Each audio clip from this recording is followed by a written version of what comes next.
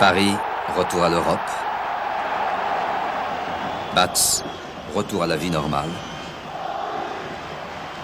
Adieu au parc en couleur.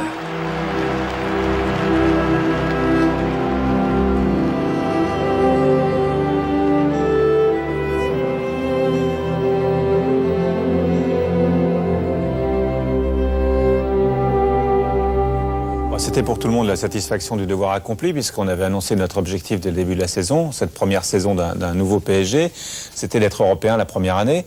Donc quand on l'a été, on a poussé un petit ouf de soulagement et de plaisir en même temps, tout simplement, en se disant qu'on avait réussi la première année. On se balade dans l'atmosphère sur une sphère. Une bille, une boule, un ballon qui tourne en rond.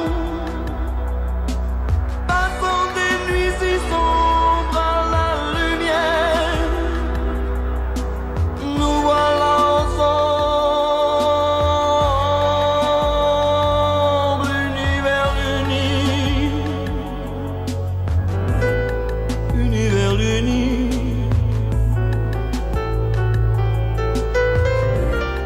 Univers uni.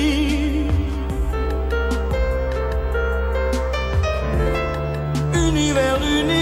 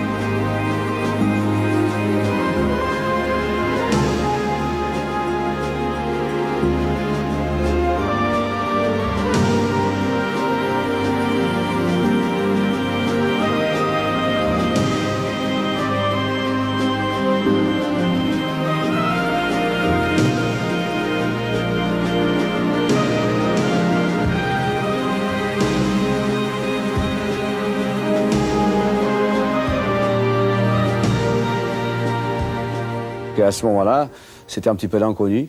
On n'avait pas de repères. Je crois que le plus important à ce moment-là, c'était faire faire le premier match au parc pour vraiment pouvoir faire au parc un bon résultat. Mais c'est vrai que c'était une aventure qui commençait. Donc je crois que c'était un jour très intéressant pour nous parce que tout le monde était très anxieux de savoir dans quel était l'adversaire.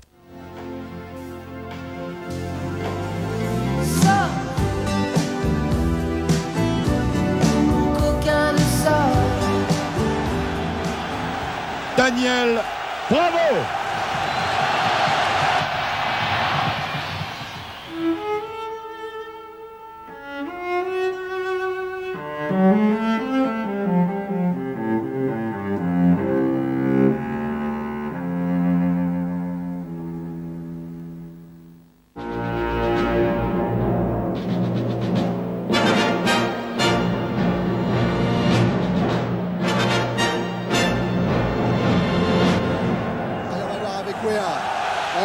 Qui a parfaitement manœuvré pour passer Lagonidis. Weah toujours, un joueur à droite, il préfère y aller tout seul. Il frappe d'extérieur du pied. Ça passe tout près de la cage de Gabriel. J'avais déjà remarqué tout le match que j'ai vu. Le replacement défensif, il est très lent, très long. Mais quelle action spectaculaire, individuelle certes, mais quand on s'appelle Georges Weah, on peut se permettre avec petit pont sur Avos et seule la frappe n'est pas au niveau de toute l'action individuelle. Quel dommage. Le ballon qui est parisien maintenant avec Ginola. Guérin, frappe de Guérin, avec un rebond.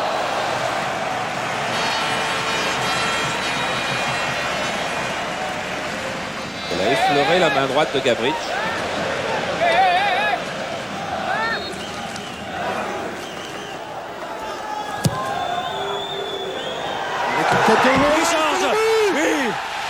But de Georges Weah qui après 12 minutes en première période ouvre le score au Parc des Princes face au PAOK Salonique. Et oui, Joël Baz venait de vous le dire, Gabriel sur les balles hautes ne se sent pas très fort, alors il n'est pas sorti. Et si on ne sort pas quand on joue face au PSG, on s'expose à de gros risques car il y a des joueurs de tête. Et il y a de bons joueurs de tête et c'est une équipe très puissante. Alors regardez, corner de Le Guen. Ricardo est là, c'est derrière lui que ça se passe, c'est du côté de Weah et pleine lucarne. En plus, il est pas malheureux parce qu'il apprend avec le sommet du crâne. Mais il y a beaucoup de blancs qui sont capables de sauter. Regardez, il n'y a que Alexeyou qui saute. C'est le seul noir qui saute et qui peut être à la hauteur de... Le seul maillot noir qui peut être à la hauteur de Georges Weah.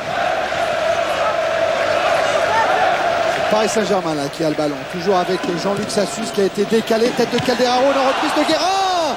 Oh, il était resté immobile, Gabriel. C'est Lagonidis qui s'est chargé de la surveillance de Georges Weah. Sur le corner de Le Guen. Weah qui met encore sa tête. Et qui met le deuxième but. 2-0 pour le PSG. Bien joué, Georges. Et regardez-le, Georges Weah et Arthur Georges qui a bondi de son banc aussi. Le jeu aérien et la puissance athlétique des Parisiens, déjà en championnat de France, elle est impressionnante, mais face à une équipe qui saute pas. Regardez, il y a du monde et Weah est seul et une fois de plus, seul Alexeyou va sauter et le pauvre, il peut pas sauter sur tout le monde. Alors il va choisir d'aller sauter sur Ricardo, là à gauche, voilà. Mais comme Ricardo a pas le ballon, Weah est seul derrière. Maillot noir orthodoxe.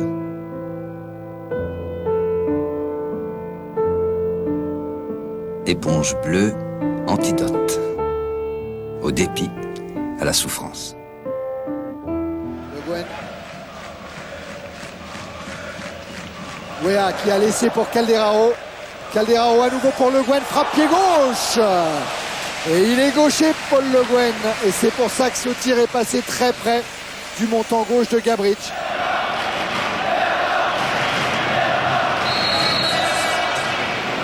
Là-bas, pour la première fois, peut-être solliciter un ballon avec rebond.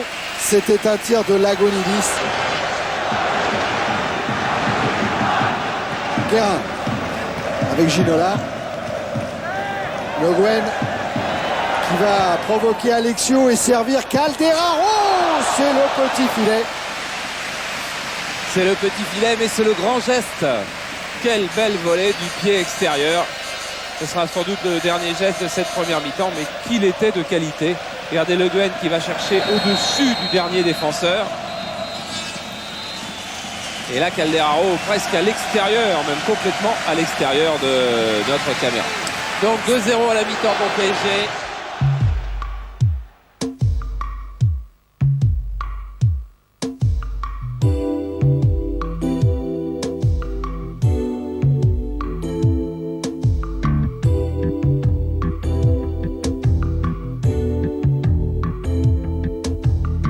On choisit pas ses parents, on choisit pas sa famille. On choisit pas non plus les trottoirs de Manille, de Paris ou d'Alger pour apprendre à marcher. Être né quelque part. Être né quelque part pour celui qui est né, c'est toujours un hasard.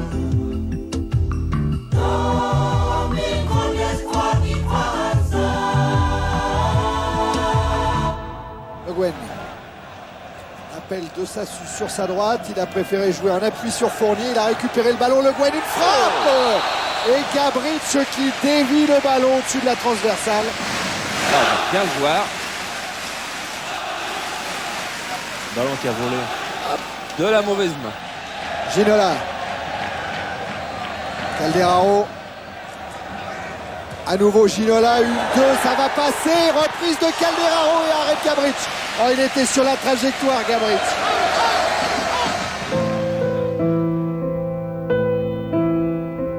L'un s'époumonne dans un sens, l'autre s'égratigne dans l'autre. Question sans réponse. Le Guen toujours. Ginola qui laisse pour Georges Weah. La frappe de Weah. Et l'arrêt de Tomislav Gabric. Frappe pied gauche.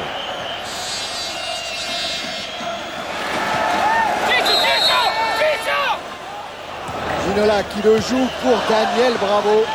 L'intervention de la défense centrale de C'est Salonique. fini. J'ai peur que ça soit fini. Pas encore. Il regarde sa montre. C'est vrai, monsieur McGinley. Et le voilà le coup de sifflet final. Le Paris Saint-Germain d'un Arthur Georges pas très satisfait s'impose quand même 2-0 face au PAOK Salonique. François Calderaro.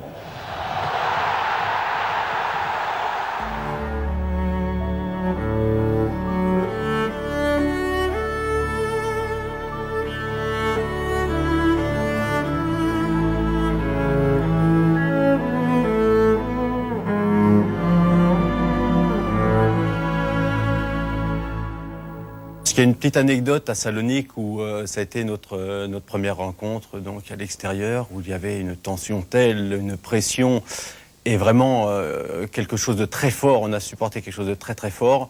Et j'ai eu une parole vis-à-vis de Valdo, vis-à-vis de tout le monde. C'était bon les gars, maintenant on ne connaît plus personne. Et Valdo, avec sa petite voix et surtout son expérience extraordinaire de la Coupe d'Europe, me dit « Mais moi ici, je ne connais personne. Je ne connais personne, Denis. » Et ça, c'était vraiment un moment extraordinaire, parce que anecdotique, et surtout, ça dénotait son expérience européenne que beaucoup d'entre nous ne connaissions pas à ce moment-là.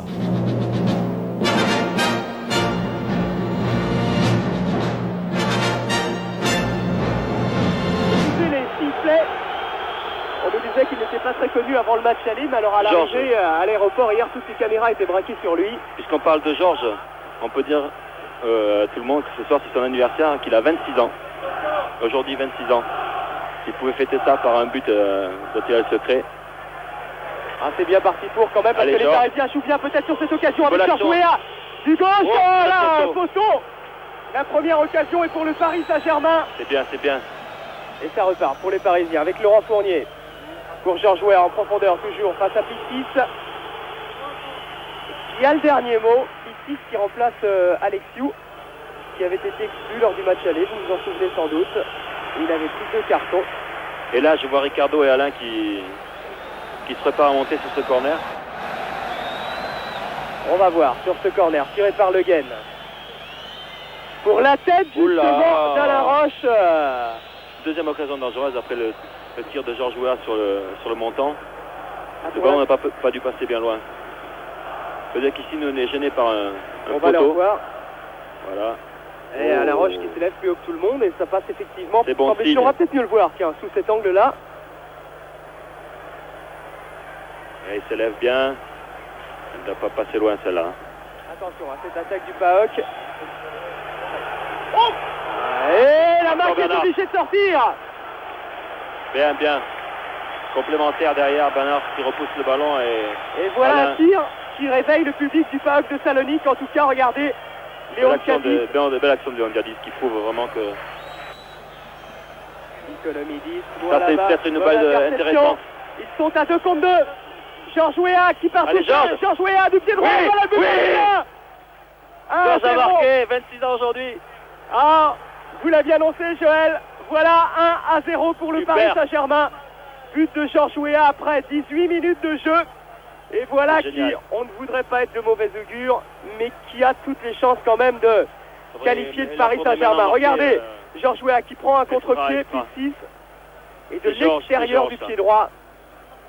Avec une super anticipation au départ de Jean-Luc Sassis, qui a pris ce ballon dans les pieds adversaires et a pu lancer Georges.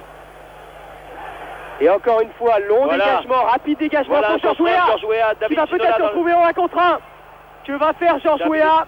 Repique dans l'axe, il attend un soutien. Non, il va y aller seul, du gauche. On n'a pas vu sur l'écran, mais David Ginola faisait un appel sur son côté droit. Et il a été tiré par le maillot par un joueur grec, ce qui fait que Georges n'avait aucune solution. Et c'est pour ça qu'il a tenté sa chance tout seul.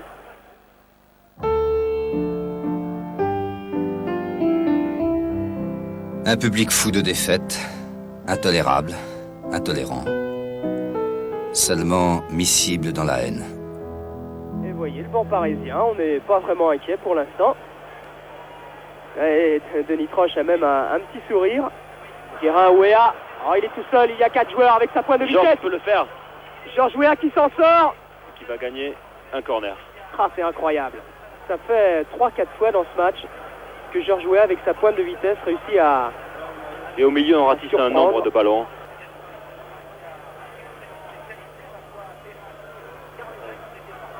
Ballon qui revient sur Guérin. Remet sur Valdo. Alors Valdo va peut-être tenter le 1 contre 1. Il est passé. Repique sur lui-même. Guérin du gauche. Oui. Oh, et ça fait 2-0. Bon centre de Vincent Guérin. Et ça fait 2-0. But de Jean-Luc Sassus. On va le revoir au ralenti. Mais Gabrich hésite à sortir. Voilà, regardez. Il se remet sur sa ligne. Et ce que je disais tout à l'heure, c'est que les joueurs qui se trouvent en position de centré ont d'énormes possibilités. Et on a vu que c'est un défenseur qui se trouvait là sur ce coup. C'est la preuve que le PSG est confiant ce soir et se livre complètement à fond. Le public qui est en train de conspuer le président du PAOK de Salonique. Il y a Pierre Buet qui est palois, qui est un interprète grec également, Soufray, qui est en train de traduire ce que scande le public. Il est en train de conspuer le président. On n'est sûrement pas vraiment très très heureux. Vous voyez, tiens, là c'est la porte 4. Le public que vous avez vu, c'est le public, on dit, le plus chaud de Grèce. Et là, ici, attention à cette action bien vue de la part de Guérin. Oh là là là là. Et là, c'était justement la partie la plus chaude des supporters que l'on a vue. Vincent a pris, je pense... Il a pris derrière de la cheville gauche. Les deux entraîneurs de chaque équipe, vous le savez, ont chacun gagné une Coupe d'Europe des clubs champions. Oui. Petrovic avec l'Étoile Rouge de Belgrade, contre l'Olympique de Marseille. Et Arthur Georges en 1987 avec le club de Porto. Et encore un tir cadré pour le Paris Saint-Germain. Vous avez vu le ballon rebondir également. Oui. Terrain bosselé, on ne l'a pas dit, mais ça peut considérablement gêner les gardiens. Voilà, mi-temps sur le score donc de 2-0 pour le Paris Saint-Germain. Il y a eu quasiment des émeutes qui ont démarré à la mi-temps.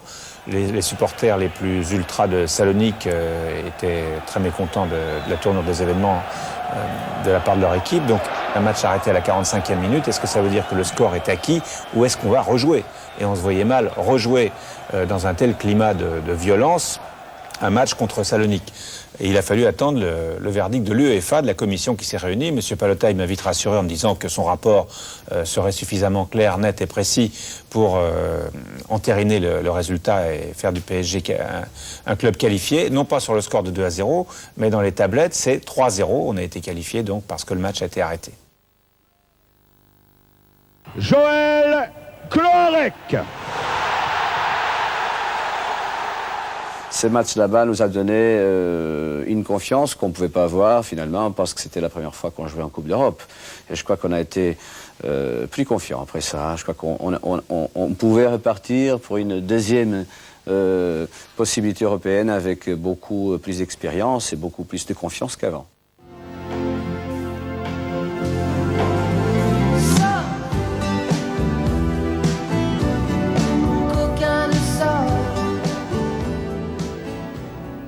Patrick Colletter.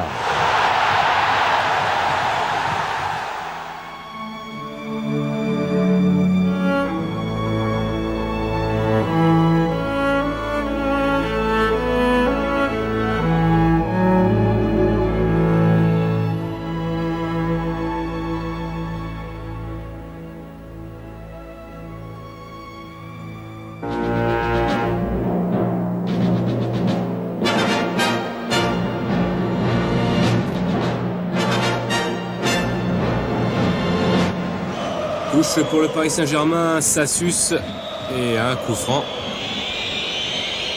Il sera pour le Paris Saint-Germain. Finalement, les Napolitains croyaient que le ballon serait pour eux. Valdo et intérieur du pied de Weah et but de Georges Weah.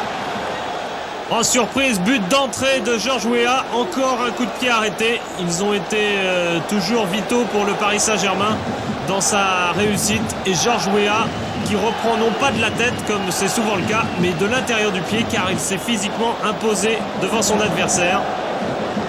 Et Naples va devoir rapidement réagir et remettre les choses au point. Weah qui remercie bien sûr Valdo. Avec un bon tir tendu là, bien bloqué par Bernard Lama. On est tranquille sur le banc parisien. La situation, il est vrai, est assez inespérée. Ginola au coude à coude, un petit peu accroché quand même. Et l'arbitre ne dit rien apparemment, si ce n'est un corner. Ouais, on a joué des mains, des bras des deux côtés. Et le meilleur compromis, c'est un corner que va tirer Guérin. Sans Guérin dans la surface de réparation, il y a Weah notamment et qui prend complètement à contre-pied Gali, le PSG qui mène 2-0, incroyable à San Paolo. Et Gali, les bras levés, ne comprenant pas l'abandon dans lequel l'a laissé complètement sa défense. Et Georges Weah, deuxième but sur coup de pied arrêté, 2-0. Et Ranieri, l'entraîneur de Naples, voyez debout derrière, figé. Tous les problèmes du monde pour lui en championnat et en Coupe d'Europe maintenant avec ce deuxième but de Weah.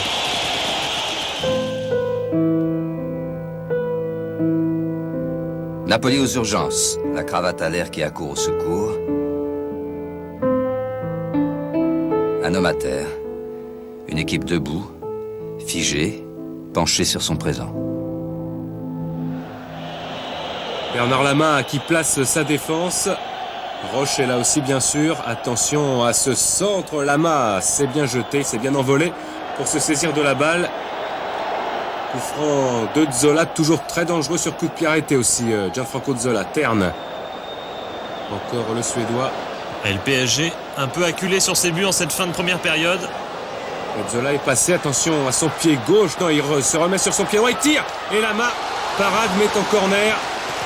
Belle feinte là de Zola, celui qu'on appelle Maradzola depuis le départ de Maradona, qui va bénéficier d'un corner. Oui, grâce à son numéro 10 et grâce aussi à ses performances, car aujourd'hui c'est le seul Napolitain qui ressort un peu. Corner donc de Zola, important peut-être de marquer avant la mi-temps, mais le danger est éloigné. Et la voilà cette mi-temps sur ce ballon récupéré par Terne. 2-0 pour les Parisiens, c'est un excellent résultat pour l'instant. Oui, très très étonnant, il faudra résister à Naples, mais je crois qu'il y a des jets de pierre, ça prouve qu'on a peu confiance dans le public napolitain. Richard Dutruel. L'occasion peut-être là pour les Napolitains de refaire leur retard avec encore ce coup de pied arrêté. Lama qui s'envole, heureusement. sur ce coup franc de Zola, furieux contre lui-même, car il avait pourtant bien essayé de tirer ce coup franc. C'est reparti avec le Paris Saint-Germain. Et percé là de Ginola, un tir à terre qui passe à droite, début de Gali. Ouais, très très en verve, Ginola aujourd'hui, il pose de gros problèmes aux Napolitains, lui pour son retour sur ses terres d'origine en quelque sorte. Et là sa frappe, on va le voir, n'est pas passée très très loin. Frappe du gauche, il s'est rabattu de l'aile droite. Zola, encore un centre, peut-être pour Careca face à Lama. Arthur Georges qui surveille le comportement de ses joueurs avec Denis Troc, car il faut garder cet avantage absolument. Et Lama encore. Et sur la trajectoire du ballon, il a bien bouché l'angle. Ouais, on a tout essayé hein. Du côté de Naples, c'était Fonseca cette fois-ci, le buteur uruguayen. Attention à Ginola qui essaye de passer son adversaire direct. Percé peut-être de Ginola sur l'aile droite. Ginola qui va centrer. Attention à Weah, et le ballon lui est littéralement retiré des pieds à cet instant. Valdo va surgir. Il se bat pour le contrôle de la balle. Weah a 2 buts. Georges a 2 mains sensibles pour l'adorer. Sans attendre la fin.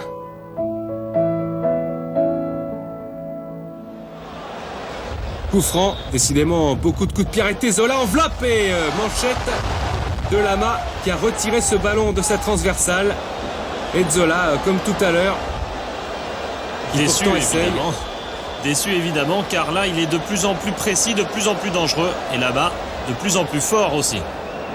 Le temps réglementaire est pratiquement terminé. Attention, peut-être une dernière possibilité pour les Parisiens. Gali va jouer vite bien sûr ce ballon. Les Napolitains vont essayer de marquer un but. Et bien ce sera trop tard. Fin du temps réglementaire et exploit des Parisiens qui gagnent à San Paolo sur ce score de 2-0. Ouais, ce qui laisse de bonnes chances pour le match retour. Et puis c'est surtout un exploit exceptionnel que de gagner en Italie. On a fait le résultat parfait en Coupe d'Europe. Je crois qu'on a maîtrisé donc tout le temps les opérations. Je crois que collectivement on était très fort. Et finalement, donc, on a fait ce qu'on, à mon avis, je parle un petit peu pour moi, de mon côté. Donc je ne pensais pas, c'est vrai avant, pouvoir aller à Naples gagner 2-0 de cette façon claire. Laurent Fournier.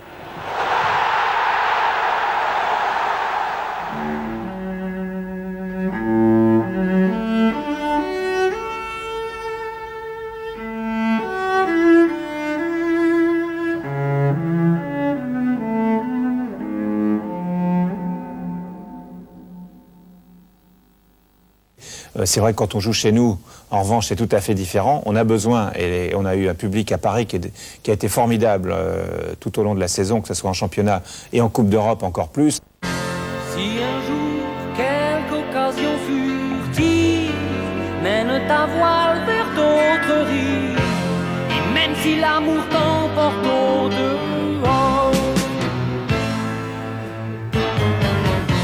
je me gênerai pas pour dire que je t'aime encore.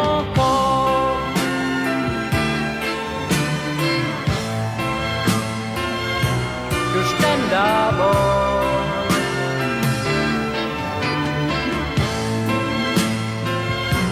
Que je t'aime encore.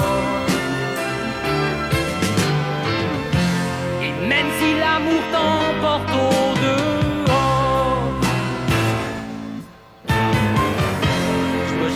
pas pour dire que je t'aime encore. Les gens viennent au stade, ils viennent voir des matchs et tout. Nous, on est là pour leur faire plaisir. Et si moi, j'ai pu faire, je veux dire, ne serait-ce que mon travail, bah, tant mieux pour moi et tant mieux pour l'équipe. 5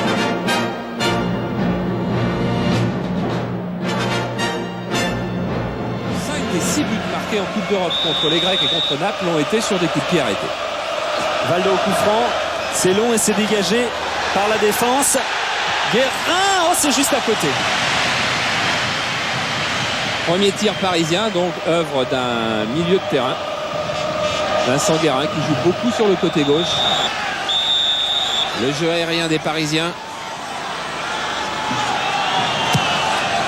On a cherché la tête de Weah. Et Weah encore qui est dans le gardien Gallier qui parvient à arrêter ce tir de l'avant-centre du Paris Saint-Germain. Ah, pourvu que ça ne soit pas le tournant de cette qualification, car quelle balle de match déjà pour Georges Weah. Du bout du pied, Gali qui a bien anticipé. Weah n'est pas hors jeu. Il y a Ginola, il y a Guérin qui va reprise de volée, qui passe juste à côté. Vincent Guérin, magnifique. Regardez Georges Weah, il a vu très très vite et ça c'est sa première arme. Et Guérin avait très bien anticipé sur le centre de Weah. Pas grand chose à redire sur sa reprise en demi-volée. Genou sous main, tibia sous protège. PSG sous besoin de haute protection. Gali place son mini-mur au premier poteau. Alors les joueurs de tête, ils sont là. Il y a Roche, il y a Weah, il y a Sassus. Au deuxième poteau, la tête de Weah, c'est au-dessus.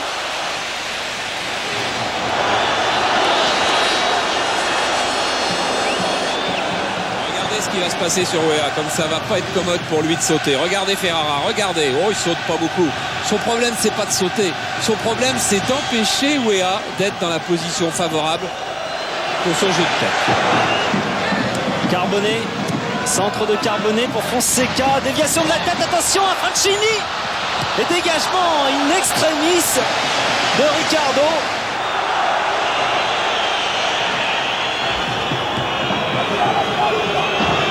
Et là, Sassus concède un coup franc. C'est rarement sifflé, c'est-à-dire c'est l'obstruction de Sassus qui voulait protéger la sortie du ballon qui est sifflée. C'est assez rare en règle générale. On donne toujours l'avantage aux défenseurs sur cette action. Zola, c'est au deuxième poteau pour Fonseca. Au premier, il y avait Franchini. Et c'est un corner finalement.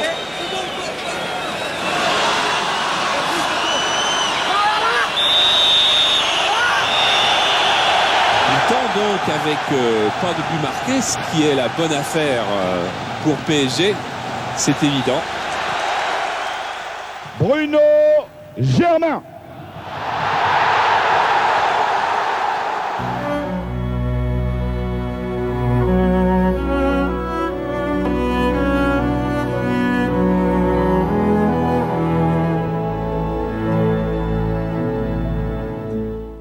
Ils ont changé d'état d'esprit, de rythme de jeu et d'état d'esprit, les Napolitains. Ils s'exposent au contre, c'est vrai, mais ils vont sans doute être dangereux pendant un moment. Coradini s'est placé, Lama. Et attention à la surprise de Fonseca qui passe juste à côté. Quelle occasion pour l'Uruguayen. Il faut reprendre le ballon à Paris tout de suite. Regardez Lama, qui est, c'est vrai, est au contact de Corradini, mais qui n'est pas exceptionnel sur sa prise de balle tout de même. Et oui, il est gêné. C'est vrai que son bras gauche est touché par Corradini, mais c'est vrai aussi qu'il doit savoir ça. Mais il va obliger le gardien à jouer au pied, Gali. Ouh là là, attention. Guérin qui va centrer. Weah qui est contré. Encore une belle occasion. Cocktail de main à la napoletana.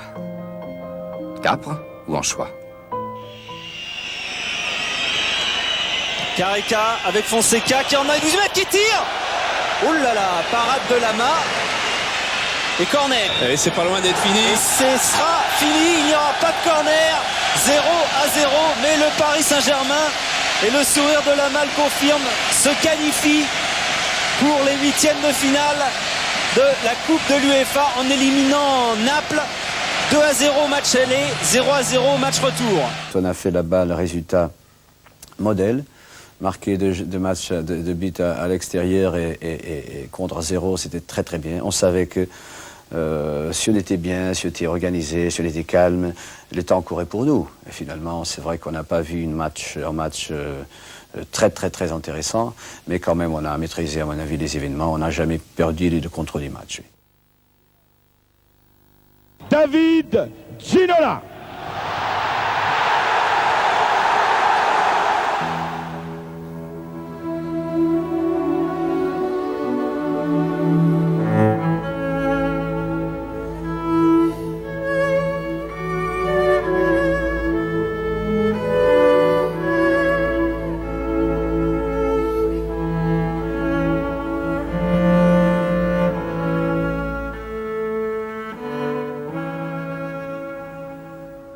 partait pas favori contre Naples.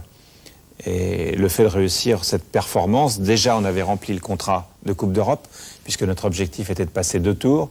On avait éliminé Salonique, on élimine Naples.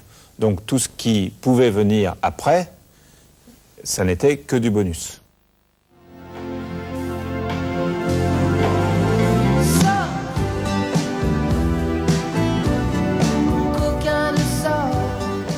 Ça a commencé à monter, l'importance des événements et l'importance des adversaires aussi. Quand on tombe aussi sur Anderlecht, même si on sait qu'avant tout s'avait passé bien, c'est Anderlecht. Vincent Guérin.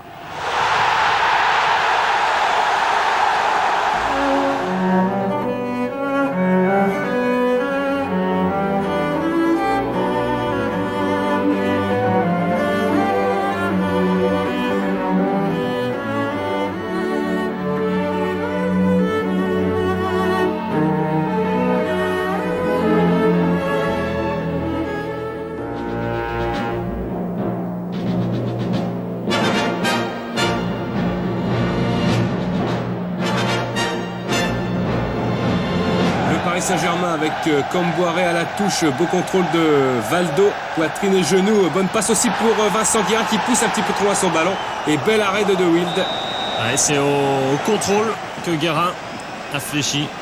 Oui, en position d'ailier droit, Ginola garde le ballon, il talonne finalement, attention à Valdo, force de pénétration de Valdo qui va tirer de Wild à la parade et la défense d'Anderlecht éloigne le danger, pas pour longtemps. Exceptionnel la vitesse de Valdo et l'extérieur du pied qui a surgi très vite, et De Wild a beaucoup de mérite, il était sur ses appuis arrière. Encore Valdo, Ginola qui est bien passé et là qui est arrêté. Ah, mais monsieur Amendolia n'a rien dit. Oui, le tacle était correct, par contre il y a eu une petite altercation ensuite et c'est David Ginola qui récolte un carton jaune.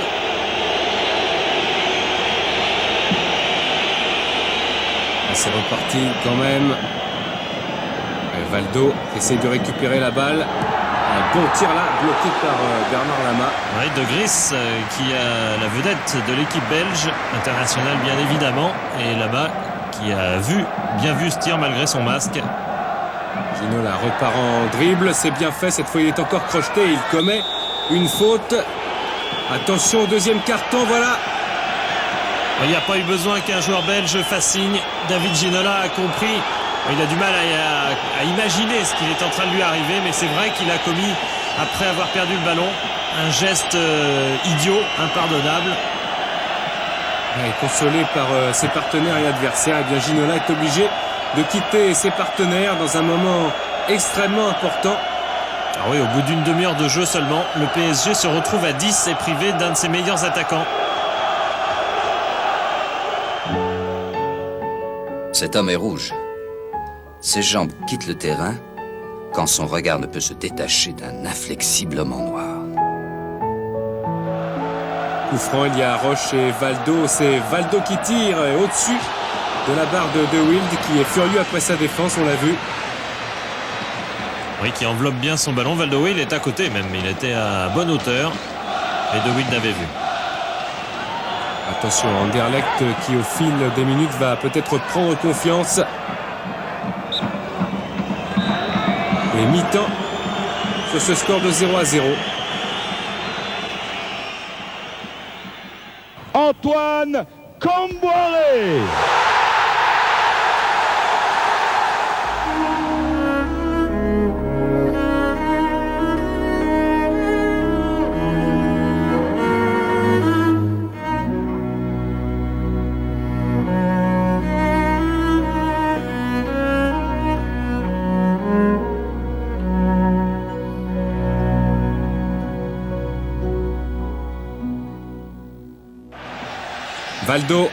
Valdo en position d'ailier gauche, Valdo est passé et Albert l'a fauché. Attention, que va décider monsieur Amendolia?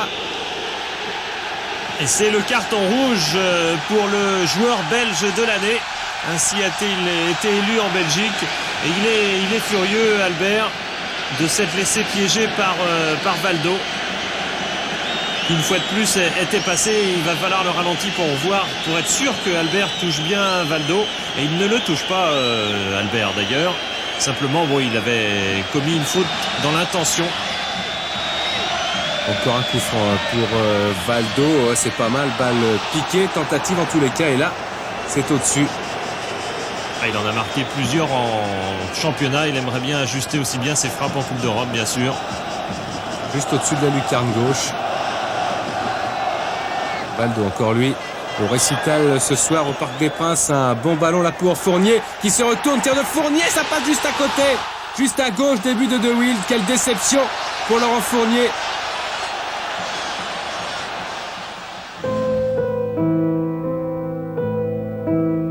La moustache raide, Peruzovic s'attaque à l'ascension du poil lisse. Satisfaction du côté de Michel Denisot. Du point de vue du spectacle, car malheureusement le résultat de 0-0 n'est pas très favorable, mais le PSG a suffisamment dominé pour que cela lui laisse de bonnes espérances pour le match retour à Bruxelles.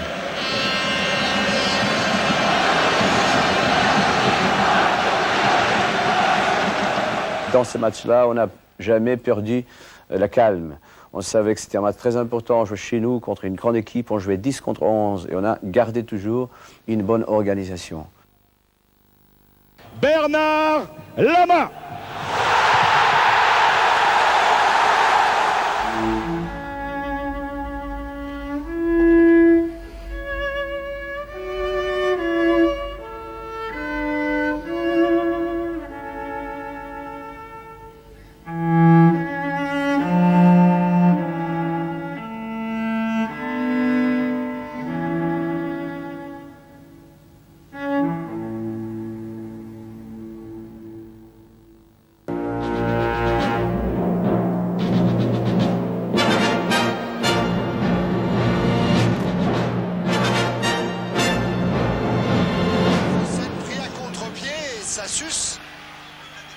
Va avoir du mal à relancer directement sur Van Vossen.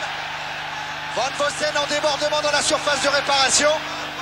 Oh, la main de Guérin et l'arbitre qui l'a joué sur le montant. C'est pas fini. Avec encore un ballon que Nilis a tenté de redresser. Et quel arrêt sur un ballon perdu. Une relance assez moyenne de Jean-Luc Sassus. On voit juste sur la ralenti la fin de l'arrêt de Lama. Avec Guérin. Fournier s'est lancé sur le côté droit, il est servi Laurent Fournier. Il peut adresser un centre, il y a Daniel Bravo dont la reprise de la tête passe au-dessus de la transversale de Deville. Quelle occasion! Celle-là était une très bonne et c'est dommage parce que Daniel Bravo en plus est un bon joueur de tête, a toujours un bon timing. Il semblait là être très bien élevé. Guérin avec Calderaro, le 1-2, Guérin qui récupère avec Fournier maintenant, la frappe de Fournier et la parade main gauche de Deville. Il pouvait très bien anticiper sur un centre car il y avait des bleus qui arrivaient au deuxième poteau et il a joué le tir premier poteau directement. Daniel Bravo, Sassus et Calderaro bien sûr dans la surface de Deville. C'est Calderaro qui frappe. Je crois qu'il y a une main au départ aussi sur la tête de Calderaro. Mais quelle frappe de Calderaro sortie par Boffin de la tête. Qu'est-ce qu'il faisait là, Boffin? Eh oui, normalement il aurait dû remonter en plus pour mettre les attaquants en jeu. Regardez la balle là, par un blanc. Par un blanc. Là on ne peut pas reprocher de laisser l'avantage non plus. La main n'est pas volontaire. Il y a frappe, il devrait y avoir but ou presque. Elle y est la main, mais pas volontaire, non. Il y avait belle frappe de Calderaro. De Dupont santé, mais avec chacun un dé d'espoir pour leur avenir européen.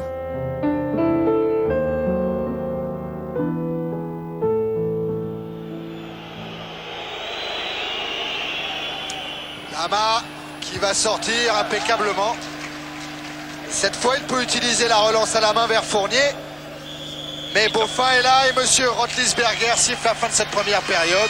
0-0, Michel. Disons que 0-0, je crois qu'on a trouvé deux équipes qui essayent de bien jouer au ballon, du côté d'Anderlecht d'une part et du côté de Paris Saint-Germain d'autre part. Donc c'est un match très plaisant, mais je vais vous faire un aveu, Thierry, je ne sais pas qui va gagner. Et ça, fait longtemps que je ne sais pas. Je sais pour qui je suis. Je souhaite que Paris Saint-Germain gagne, mais je ne sais pas. C'est le charme de ce sport. Paul Le Guen.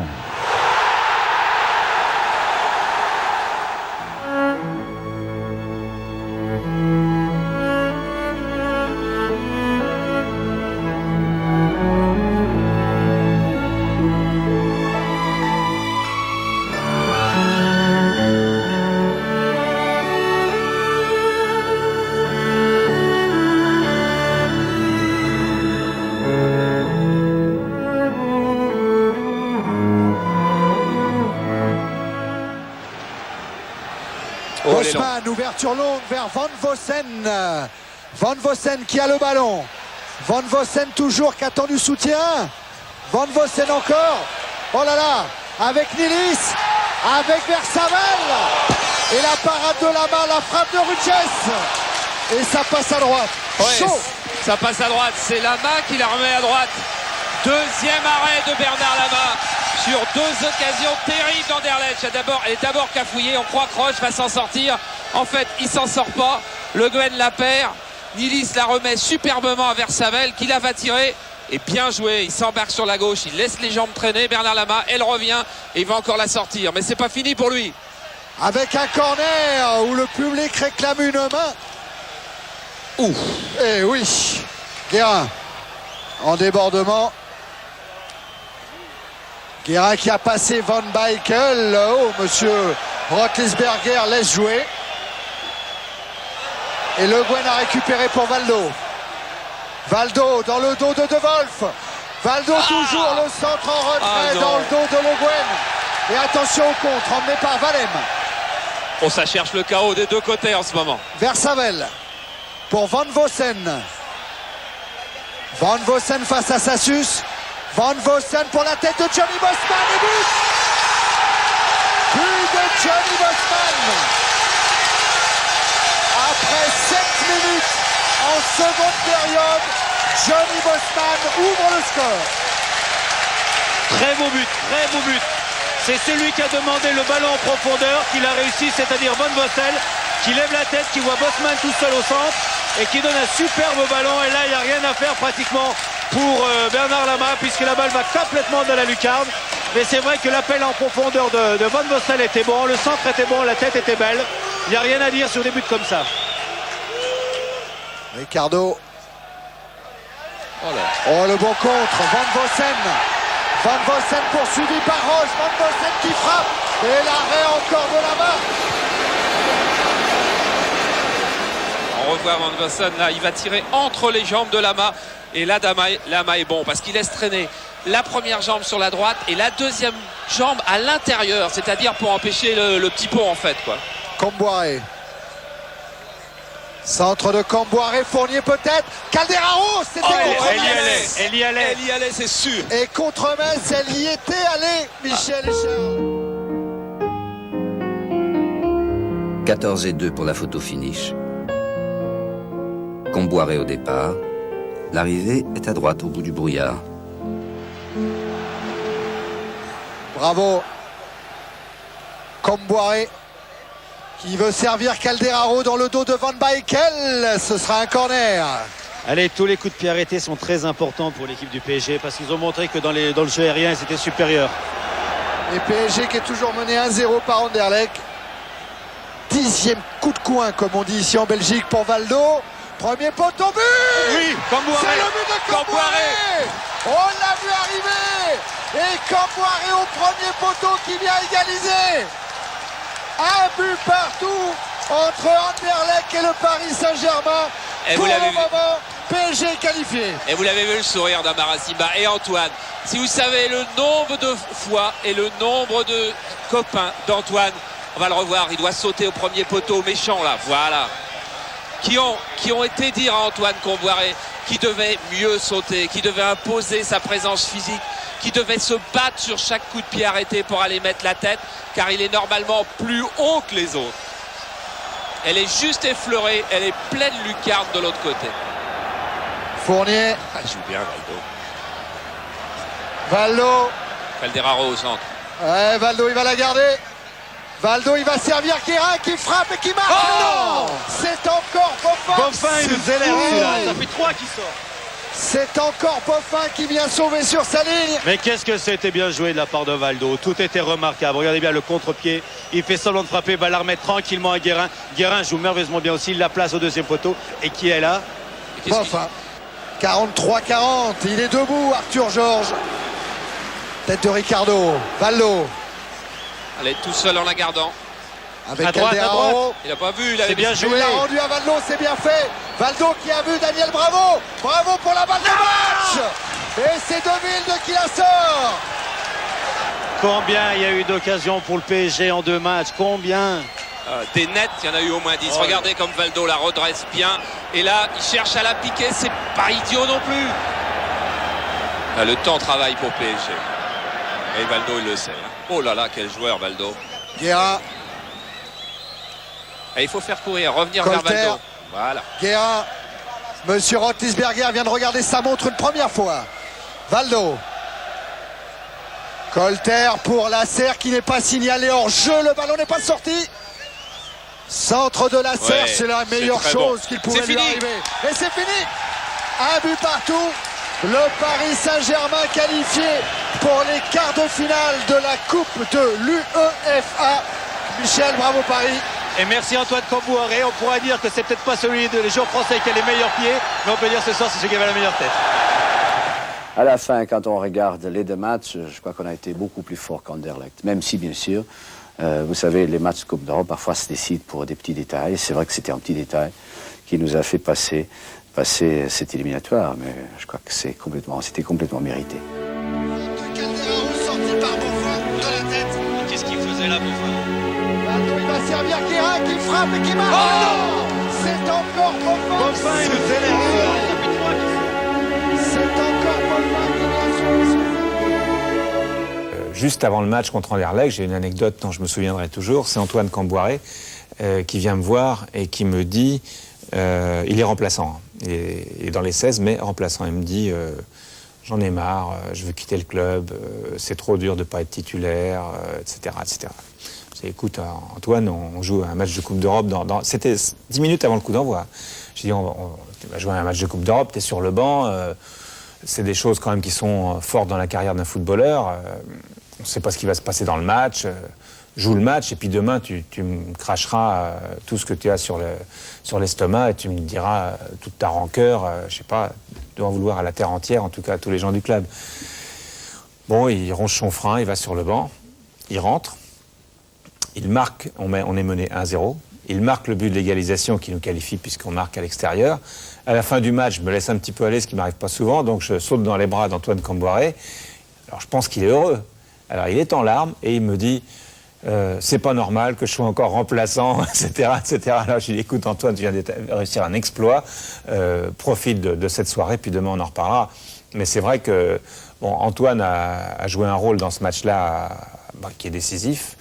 Et on ne sait pas encore quel sera notre avenir en Coupe d'Europe, mais on vient de réussir un vrai exploit, c'est d'éliminer Anderlecht en allant obtenir notre qualification sur leur terrain au match retour. Antoine, la confidence de Michel Denisot, elle est vraie? Oui, tout à fait. Je pense. C'est vrai que maintenant, j'ai en mémoire encore ces quelques minutes qu'on a passées ensemble juste avant le match. Et c'est vrai que ma déception était tellement forte que je savais plus ce que je faisais. Et c'est vrai que j'ai un peu déliré et j'ai quand même dit des choses que peut-être qu'on n'aurait pas dit en temps normal. Mais d'un autre côté, ça m'a fait énormément de bien. Et puis bon, le fait d'être rentré et marquer ce but, ça a fait beaucoup pour moi, pour la suite, parce que j'ai été après certainement beaucoup plus serein dans les matchs qu'il y a eu à venir.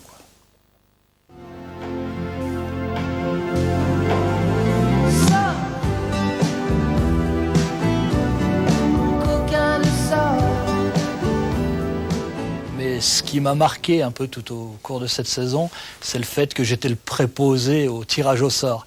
Et je peux vous dire, quand le Real Madrid, Paris Saint-Germain était tiré, j'ai ressenti quelque chose de mythique. Et vraiment, c'était un moment très très fort à Genève. Francis Lasserre.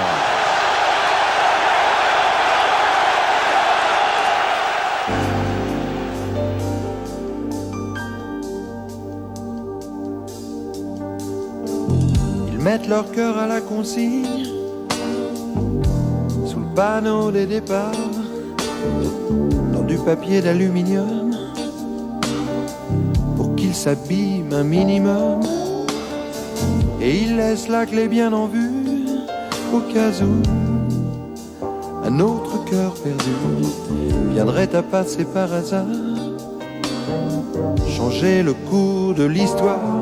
Et ils attendent, attendent, attendent un signe, un mot, un geste tendre pour un simple regard croisé, une main frôlée frissonne, ces cœurs qui ne battent plus pour personne, ces cœurs qui ne battent plus pour personne.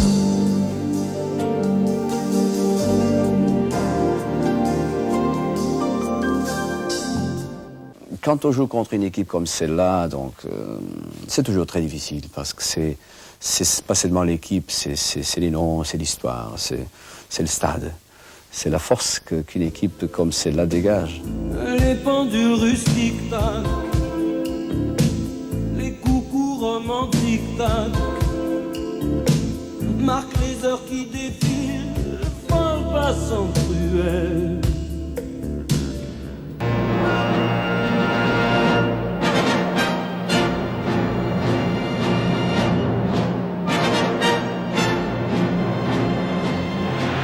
Mitchell qui est passé, qui se met sur son gauche et un tir détourné. Ce sera donc un corner pour les Madrilènes qui vont essayer de le jouer rapidement. Corner du même Mitchell. Attention, flottement dans la défense parisienne. Tir de Laza et détourné encore par Jean-Luc Sassus. Et ça pousse, c'est ce qu'on dit sur le banc madrilène. Mais réaction parisienne avec là un bon jaillissement et tire peut-être en profondeur finalement pour Sassus qui va centrer. Tête de Weah, c'est rentré, non, grâce à Bouillot qui s'est détendu. Juste devant la ligne, c'est Sanchis qui a sauvé Bouillot car Weah a réalisé une tête exceptionnelle. Le ballon était derrière lui sur ce bon centre de Sassus. Il est allé le chercher, il a mis de la puissance et c'est la cuisse de Sanchis, le capitaine, qui sauve le Real. Alors, en l'absence de Rocha, eh bien Sanchis a un rôle capital dans la défense du Real. Le Real qui continue. Les ballons arrivent bien à Butragueño. Dans la surface de réparation, Butragueño qui s'écroule. Et un bon tir à la parade de la main en deux temps. Ah oui, Luis Enrique qui a frappé, mais méfions-nous de Butragueño. Il n'a peut-être que 2 ou 3 éclairs dans la partie. Mais il faut lui laisser le moindre espace possible, car quel créateur de génie. Et là, ça se termine par cette frappe de Luis Enrique qui remplace donc Martín Vázquez, non qualifié, et Prosinecki qui est blessé. Même passe en profondeur encore. L'écarte du côté droit et ça passe aussi face à Colleter. Mitchell pose de gros problèmes à la défense parisienne. Problème qui se termine par un corner. Le Guen a manqué un peu son contrôle. Le capitaine parisien obligé de concéder un corner. Attention à Lama qui était bien avancé, but de Butragueño. Bernard Lama bien trop avancé, Butragueño au deuxième poteau qui permet au Real de mener. Du point de vue parisien, on dira que c'est un but idiot car Lama, regardez, va anticiper complètement comme s'il pensait que le corner de Mitchell serait sortant. C'est une drôle d'anticipation, mais côté madrilène, c'est quand même un beau coup de génie de la part de Mitchell d'avoir vu Lama sortir ainsi et Butragueño de s'être ainsi démarqué au deuxième poteau. Fournier dans la surface vers Weah. Reprise du gauche sur Bouillot. Les Parisiens doivent essayer avec Ginola, avec les autres, tout le groupe, de refaire son handicap. Ce ne sera pas facile. Bonne volée là de Ginola. Mais Bouillot était bien placé. En tout cas, c'est un match extrêmement ouvert. Et attention de ne pas laisser trop d'espace quand même. On s'est fait subtiliser la balle du côté de Valdo encore. Attention, contrôle de la poitrine de Butragueño qui redonne à Zamorano et 2-0 pour le Real. Et voilà le génie de Butragueño car là, il vient de donner au Chilien Zamorano un but extraordinaire sur cette passe de Mitchell. Oui, Lama, là, il ne peut pas... Tiens, les consignes de Floro, toujours avancer et réduire les espaces. Floro, c'est un peu le Saki espagnol. Quel geste de génie de Butragueño d'aller contrôler si haut de la poitrine.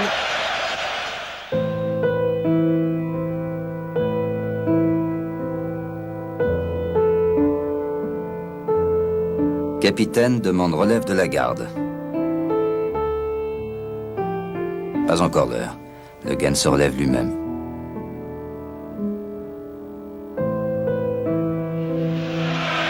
Encore les Madrilènes, mais la récupération du Paris Saint-Germain avec un ballon bien envoyé sur la gauche. Il y a Weah, David Ginola en position d'ailier gauche. Une nouvelle frappe de David Ginola qui chaque fois qu'il rentre dans l'axe frappe du droit. Il a un rôle très important, Ginola, car le flanc droit de la défense madrilène est le point faible, avec notamment Nando, et lui doit l'exploiter car maintenant le PSG doit absolument marquer à Bernabéu. Et c'est ce qu'il va essayer de faire, peut-être en construisant. Surtout ne pas se précipiter, car bien sûr il y a ce handicap avec George Weah en position d'ailier gauche qui a regardé au centre. Weah qui essaye de passer balle au pied et qui ne passe pas justement. Sanchis fait une superbe première période. Les ultras sourds sont contents avec ce 2-0.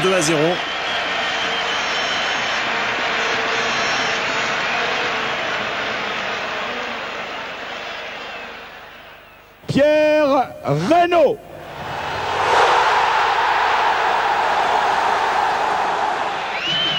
Touche de Guérin.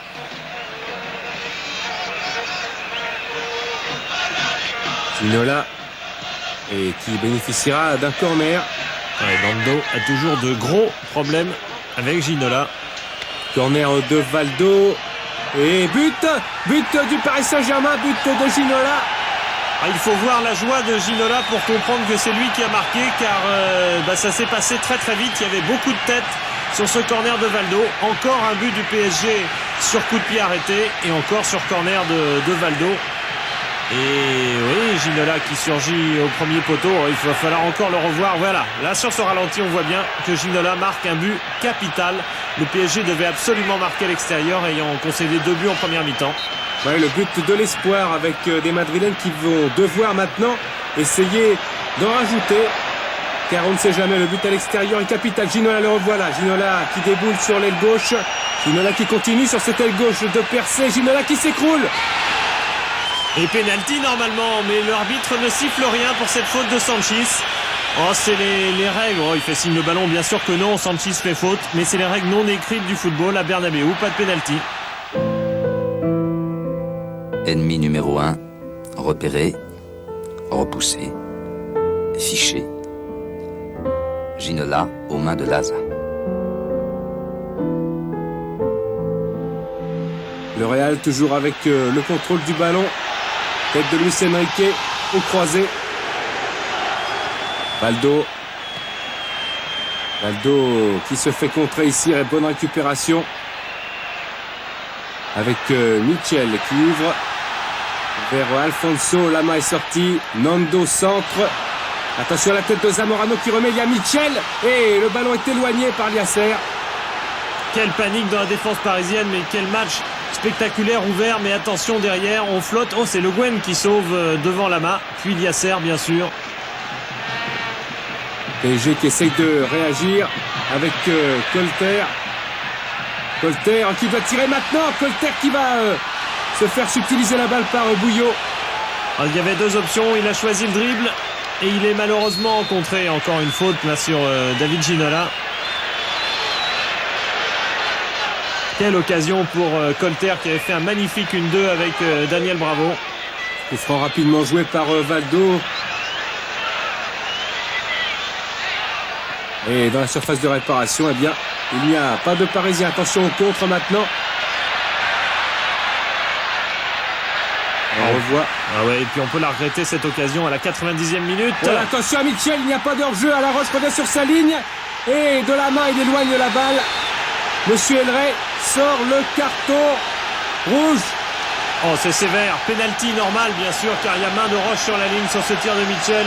mais sévère parce que la règle de la main volontaire, c'est justement pour compenser en général les fautes commises en dehors de la surface de réparation, pour donner un avantage à l'équipe qui a attaqué. Mais là, le pénalty rend tout de même l'occasion à Roche qui a là un réflexe de la main. On peut dire que le carton rouge est sévère et on peut dire aussi que le pénalty est justifié, même s'il est à la 91e minute et que c'est dur. Et Mitchell avec Bravo à côté de lui qui va fixer cette balle. Mitchell face à Lama et en force. Lama a touché la balle, attention, et c'est rentré finalement. 3-1 pour le Real avec Mitchell qui a suivi son penalty moyen car Lama était du bon côté. Il fait signe de la tête, Mitchell, au public. Je suis pas sûr que ce soit de la tête qu'il ait réussi finalement à marquer. L'arrêt de Lama, la balle qui tape la barre, qui roule un peu sur la ligne, devant la ligne, et Valdo au moment où il va dégager, c'est du dos que Mitchell a marqué, car Mitchell a plongé en quelque sorte au moment où Valdo allait dégager ce ballon. Et 3-1 évidemment à la 91e minute, ça va être très dur. Le Real a eu pas mal d'occasions dans cette partie, ses forces sont en attaque. Et au match retour, eh bien, le PSG pourra exploiter certainement les faiblesses défensives du Real. C'est pas perdu malgré ce 3-1 qui n'est pas encore définitif d'ailleurs. Valdo, eh bien il l'est oui, maintenant avec ce coup de sifflet final de Monsieur El Rey, l'arbitre britannique. 2 buts au match retour pour éliminer le Real Madrid. Ce sera la tâche du PSG. Et c'est une tâche faisable, même si aucun club français n'a jamais sorti le Real Madrid. A commencé bien sûr par Reims, qui a échoué 2 fois en finale de la Coupe d'Europe contre ce Real. Et ce but parisien donne peut-être un peu d'espoir. But de Ginola, Bouillot et Lama qui ont fait une partie. Bien, Lama, il doit être désolé de son premier but encaissé sur ce corner. Rappelez-vous son placement, il doit encore y penser. Ouais, mais il faudra oublier tout ça et passer à un match retour qui laisse des opportunités au PSG.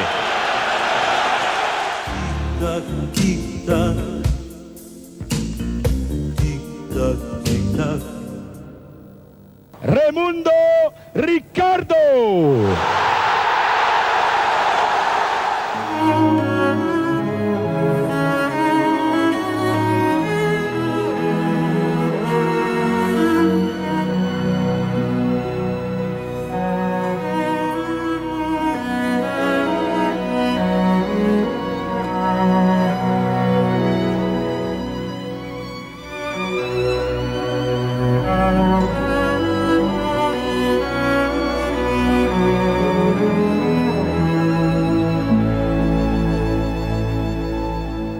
Mais après, c'est le match. Et le match, à mon avis, c'est le plus important pour les uns et pour les autres. On se connaît très bien, c'est là. Et finalement, je crois qu'on savait qu'ils étaient très forts, mais on savait que si on était bon, on pouvait les éliminer.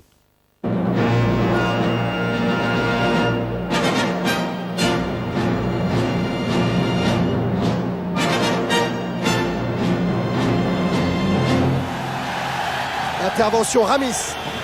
Le Guen, Ginola. Le Guen encore, avec son pied gauche, il a levé la tête, il sort. Reprise et but de Ricardo, non, Simba maintenant. Quelle occasion pour Ricardo. Ricardo qui nous dit souvent, j'aurais voulu jouer attaquant mais j'étais pas assez bon. Il nous ferait peut-être la démonstration là-dessus. Sur une reprise qui était relativement facile, il la manque. Ginola servi par Weah. Ginola en débordement sur Nendo. Il a centré, deuxième poteau, tête de Valdo. Au-dessus de la transversale de Bouillot. Et bien, quel début de match. Il faut dire que le Real Madrid n'est pas réputé pour être une équipe très, très inspirée à l'extérieur. Le Real Madrid est très très fort chez lui, mais à l'extérieur c'est souvent très limite.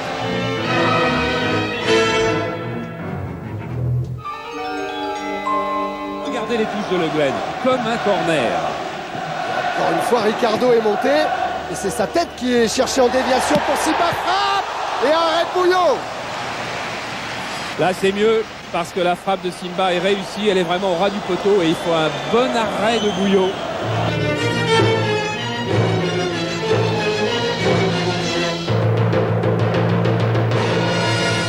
Allez, Ginola en duel avec Nando.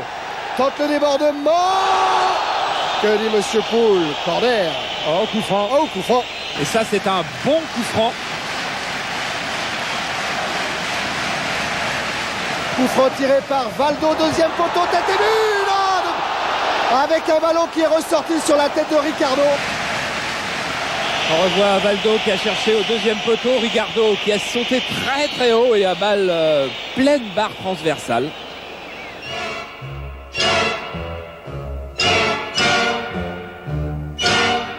On profite au PSG avec Valdo.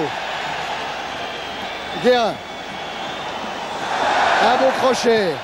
Un bon centre, la tête de Simba, non, c'est celle de Rocha, la reprise de Le Guen. Au-dessus. Très difficile à tenter cette reprise, il a fait, il est bien parti, mais je crois qu'il avait un tout petit peu le corps en arrière, il a dû aller chercher le ballon très loin. Valdo. Valdo, tête de Weah, ça passe pas loin. Ah, j'avais juste envie de dire qu'il fallait peut-être pas trop systématiser les centres, mais quand on voit comment Georges Weah peut s'imposer sur ce genre de balle, après tout, c'est des occasions obtenues à peu de frais. Regardez Bouillot qui est en train de reculer, qui est mal sorti. Si Georges Weah cadre cette tête-là, c'est but. Remise en jeu Nendo, Ultragueño, Kochiniewski. Weah, un appui sur Simba qui lui rend le ballon. Oh, Ramis qui a manqué. Weah encore pour Simba. Simba qui s'est retourné à la lutte avec Lassa.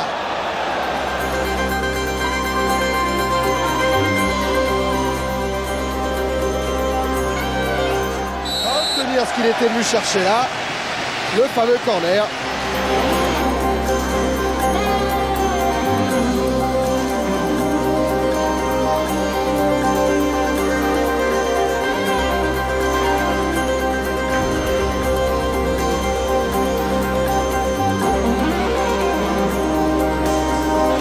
Les grands sont montés.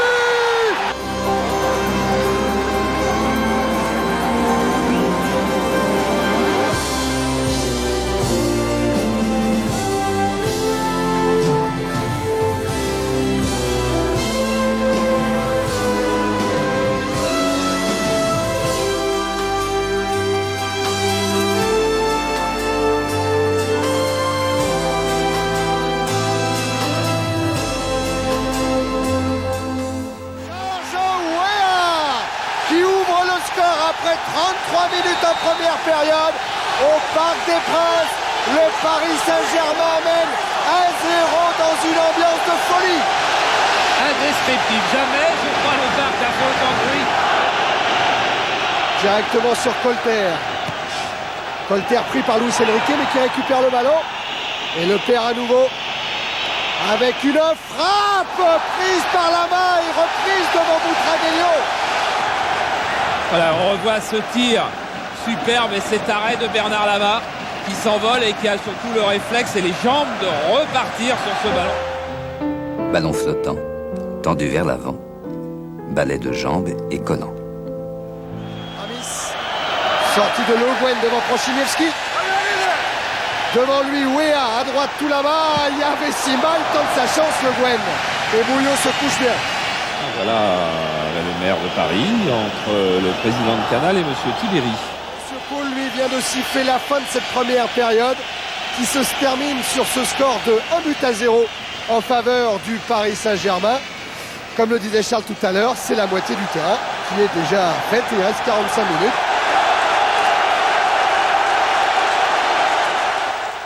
Alain Roche.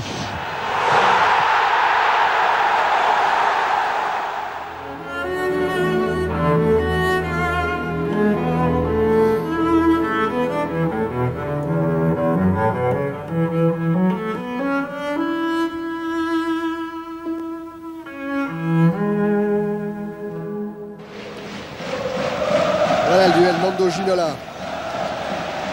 Ginola qui s'en est sorti, qui rentre dans la surface de réparation, qui accroche Tenendo, qui centre, qui frappe et arrêt de Bouillot. Ah, il en essaie des choses, Ginola. Il y a tellement de créativité, tellement d'inspiration. Et regardez, comme sa frappe, elle est vive là. Et Bouillot était concentré à 101%.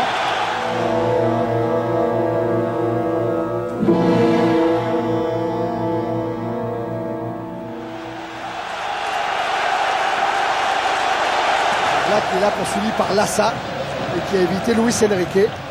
Comboiré, Chandelle vers Simba. Georges Weah frappe Parade de Bouillon, deuxième frappe, ça passe à côté. Il avait le temps, Georges Weah. Il avait le temps d'avancer, j'ai l'impression. Mais ce qu'il a fait, il l'a bien fait. Ouais, surtout qu'il a les qualités. Une fois qu'il a pris 50 cm d'avance, Weah, on ne le revoit plus. Il a voulu se débarrasser tout de suite de l'intervention de Ramis. Bon jeu de tête d'Amara Simba qui a fait une bonne remise pour Georges Weah. Il peut encore faire au moins 2 foulées. Et 2 foulées, ça change tout pour le gardien de but.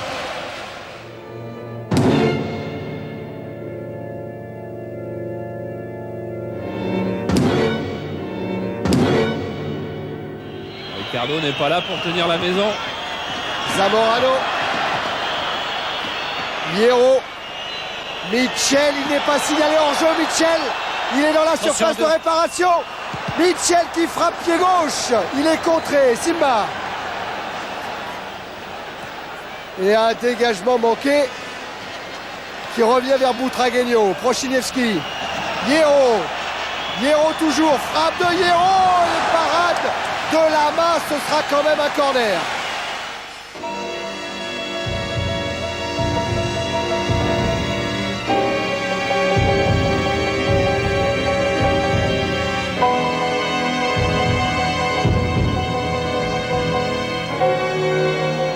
Et PSG qui n'a qu'un seul but d'avance et à qui il en manque encore un pour espérer la qualification. À une demi-heure de la fin, Butragueño servi par Mitchell. Centre de Mitchell. Sortie de Comboiré, Prochiniewski. Ça passe juste à droite de la main. Zamorano qui a passé Comboiré, retour de sa suce. Et faute du défenseur parisien. Il va prendre un carton. Oh oui, eh oui. En tout cas, il est appelé par Monsieur Poul. La main n'est pas encore à la poche. Et s'il a le carton, c'est qu'il paiera sa faute de tout à l'heure en première mi-temps. Et Sassus ne jouera pas la demi-finale au cas où le PSG la joue. Villarroya. Mitchell qui lance Zamorano. Il est sorti là-bas. Et il va récupérer ce ballon. Valdo. Centre de Valdo, Ramis a dévié, tête et but. Oh de Bravo, non. Le ballon n'a pas franchi la ligne. Et c'est un contre terrible que va emmener Zamorano avec Prochiniewski de l'autre côté. Ah, superbe intervention de Ricardo. Oh, il la fallait celle-là.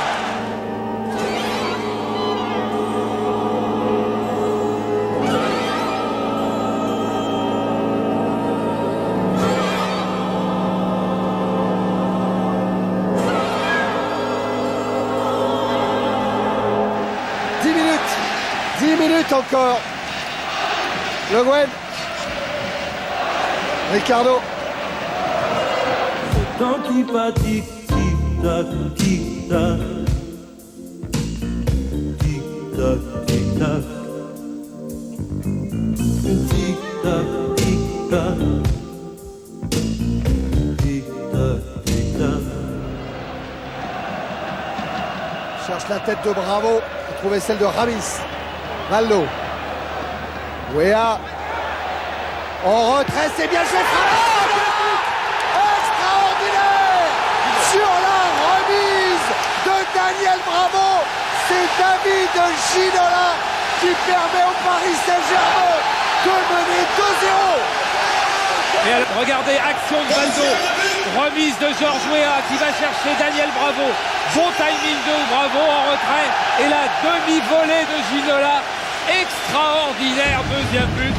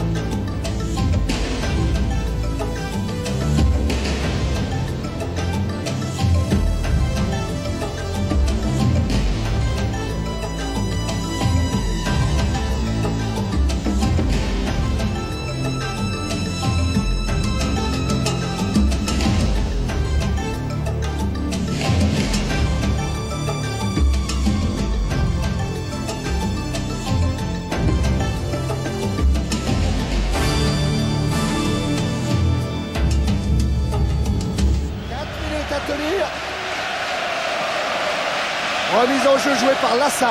Ramis. Lassa. Mitchell. Avec un retour de Valdo. Valdo Hierro dans ses Prochiniewski qui en profite. Prochiniewski en position de tir. Et là-bas qui se couche. Il a fait un superbe exploit Prochiniewski quand il a fait le râteau devant Ricardo. Regardez bien. Un superbe. Ah oui. Et après il pousse un peu loin sa balle là. Voilà, il est obligé de mettre un point. Mais attention, la qualification n'est pas là.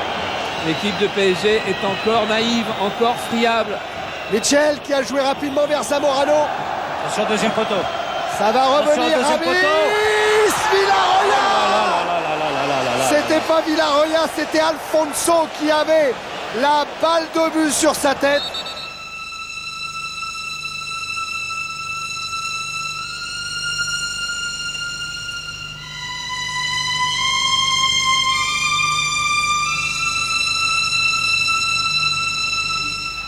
Mais ça prouve que PSG n'est plus lucide tout à fait suffisamment.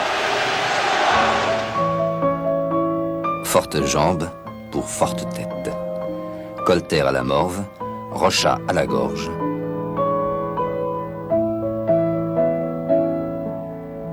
Chanson de mauvais gestes.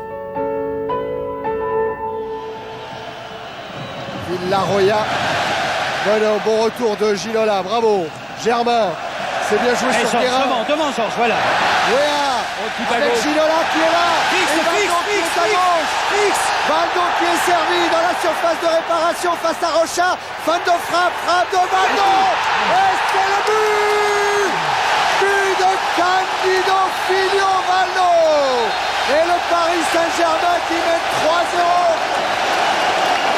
Troisième but.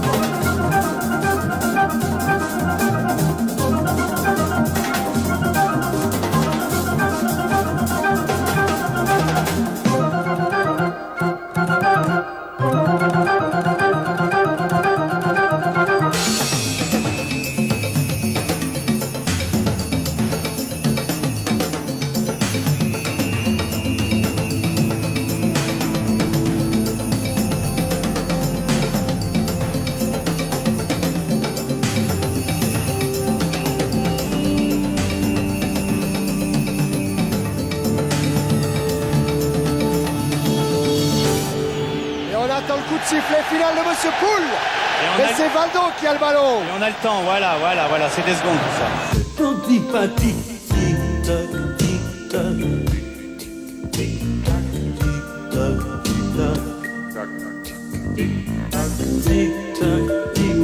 Là ça, la remise en jeu avec Alfonso. Oui, mais des petites bricoles. Eh oui, Michel, celle-là elle est importante.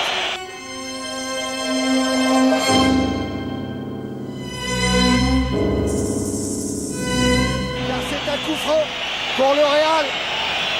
Je me souviens d'Hidalgo qui, lorsqu'il parlait de France-Bulgarie, il y avait eu un coup franc comme ça, disait c'est comme un penalty contre nous quand ça pouvait mettre la qualification en jeu. Mitchell qui a tiré ce coup franc avec une tête but. C'est pas possible. Voilà les bricoles. Et là voilà la bricole qui fait mal à la 48e minute. Regardez, c'est un ballon très haut, Camboire qui va sauter, et le bleu a sauté plus vite. Et Zamorano qui est là, plein centre pour du bout du pied nous offrir une demi-heure de spectacle supplémentaire entre les jambes de Bernard Lama.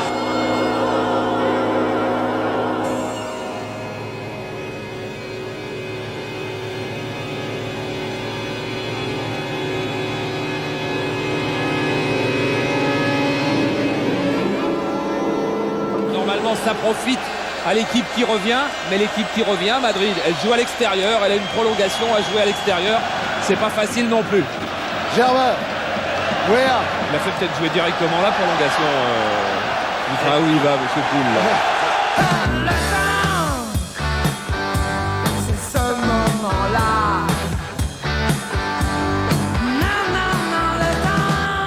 Centre, oh, il y avait Daniel Bravo, il y a Weah au retrait pour Guérin, il n'est pas passé Vincent Guérin. C'est pas fini peut-être avec Ginola. Poursuivi par Zamorano, le buteur. Et ben voilà, il arrange. Et ben voilà le 4e but.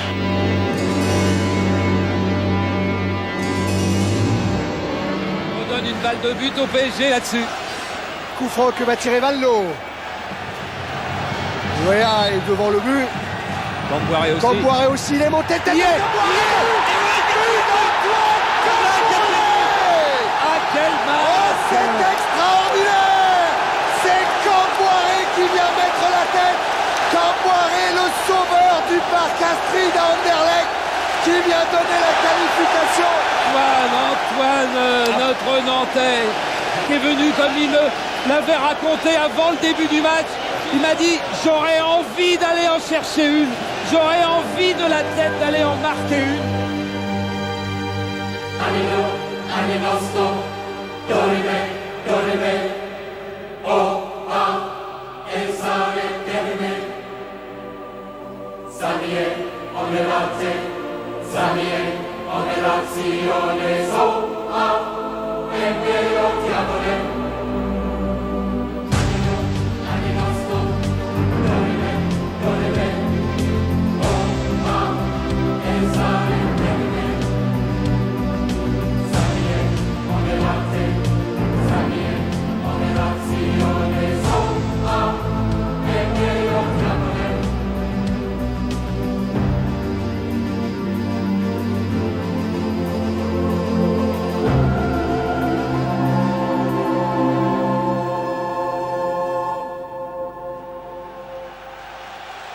Daniel Bravo. Bravo toujours. Il est contré par Nendo. Ça y est, c'est... Non. Centre de Nendo. La main, il la prend. Oh, qui nous a fait peur. Heureusement qu'il a une détente de félin, c'est qu'il a travaillé sur ses plages en Guyane. On a cru qu'il était lobé. Il n'y a pas un juge. Ça y est, c'est fini. C'est fini. Le Paris Saint-Germain rejoint Auxerre en demi-finale de la Coupe de l'UEFA. Et c'est le public qui envahit la pelouse du Parc des Princes dans une soirée de folie. Et après plus de 52 minutes en seconde période, le Paris Saint-Germain arrache sa qualification.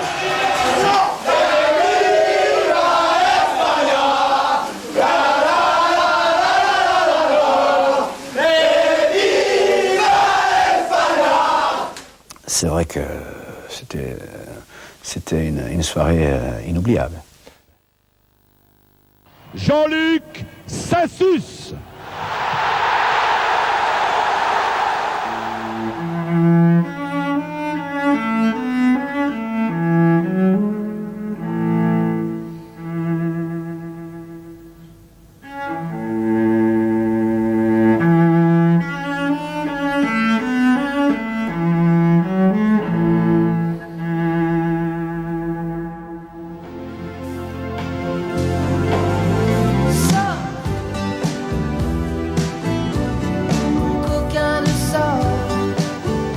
Quand on tombe sur la Juventus, on a tombé sur le pire.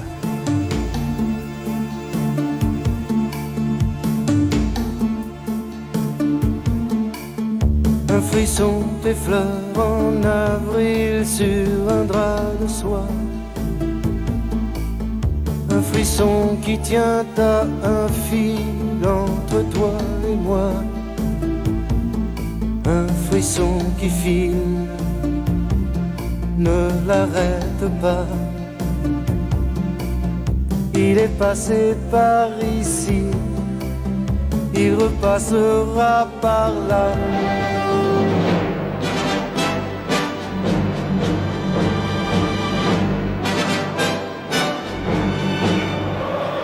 Coup franc pour la Juve. Attention, ce coup franc du gauche. Le ballon s'est élevé de la tête. Julio César. Ballon qui voyage dangereusement. Il faut absolument l'éloigner. Ravanelli. Et attention avec Ravanelli juste à droite. Avec son look à la Bettega. mais moins adroit apparemment que ne l'était le buteur des années 70 de la Juve. C'est Germain qui lui donne une occasion en or juste à côté. Corner de Roberto Baggio, le capitaine des Bianconeri, avec une bonne tête là, la masse est couchée. Mais l'angle était bouché aussi par Jean-Luc Sassus et par Le Guen. Ginola. Ginola s'est écroulé. Il y a de quoi, hein. Il y a quelques fautes sévères et on va revoir ce nouveau danger pour la Juve. C'est la tête de Dino Baggio et c'est effectivement Le Guen qui est devant Lama pour sauver. Ginola qui revient dans le centre et bon ballon là pour Weah, il n'y a pas de hors-jeu. Attention à Georges Weah qui de l'intérieur du pied droit bat complètement Rampoula et 1-0 pour le PSG. Weah, le buteur européen du PSG, 7e but dans cette carrière européenne réalisée par le PSG, alors qu'en championnat, il marque un petit peu le pas sur le plan du classement des buteurs depuis la trêve. Et bien là, coup de génie de Ginola qui a passé le ballon. Weah, pas hors-jeu, Torricelli le couvrait. Et cet intérieur du pied qui laisse Rampoula sans réaction car il est sans appui à ce moment-là. Il ne pensait pas que Weah allait tirer si vite. Réaction quand même de la Juventus qui se doit bien sûr d'égaliser, voire de marquer. Hésitation Le Guen, quelle passe en retrait dangereuse. Le ballon voyage, Le Guen est toujours là. Mais tentative de lob subtile et ça touche le poteau. Attention à Baggio qui va pouvoir se retourner et voilà qui est fait. Mais il n'y a personne, beaucoup de chance là pour le PSG. Ouais, Germain a sauvé devant Baggio, mais au départ, lob de Dino Baggio, l'autre Baggio, sans rapport familial, et deux poteaux en fait, car Camboire après le poteau a repoussé le ballon encore sur le poteau, et le PSG s'en sort miraculeusement. Ginola en position d'ailier gauche, centre de Ginola, et ça passe à gauche des buts de Rampoula. Encore une fois, il y avait la pression de Weah. Oui, et Weah fait même peur à Köhler, le stopper international allemand, car c'est lui qui n'a pas été loin de marquer contre son camp. Rampoula était là quand même. Corner, limite de la surface de réparation. Le Guen, Fournier, bon tir de Fournier, et juste à droite cette fois, début de Rampoula. Et bien il y a la volonté du PSG de marquer ce match de son empreinte.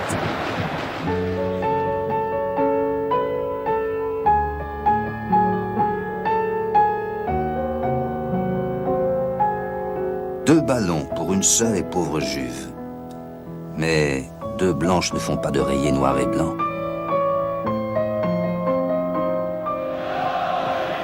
Corner de Valdo. Ravanelli est même revenu dans sa surface de réparation. Attention à cette volée dans les bras de Rampoula, volée de Le Guen. Puissante, mais malheureusement directement sur le gardien remplaçant de la Juve. Remplaçant de Peruzzi, absent sur blessure. Remplaçant brillant, jaillissement de Colter. Pour Weah. Et pas de hors-jeu, simplement la mi-temps sifflée par l'arbitre sur ce score. 1-0 pour le PSG qui menait déjà à Naples à la mi-temps. Depuis Bastia à Torino. On n'avait pas vu ça en Italie. Amara, Simba.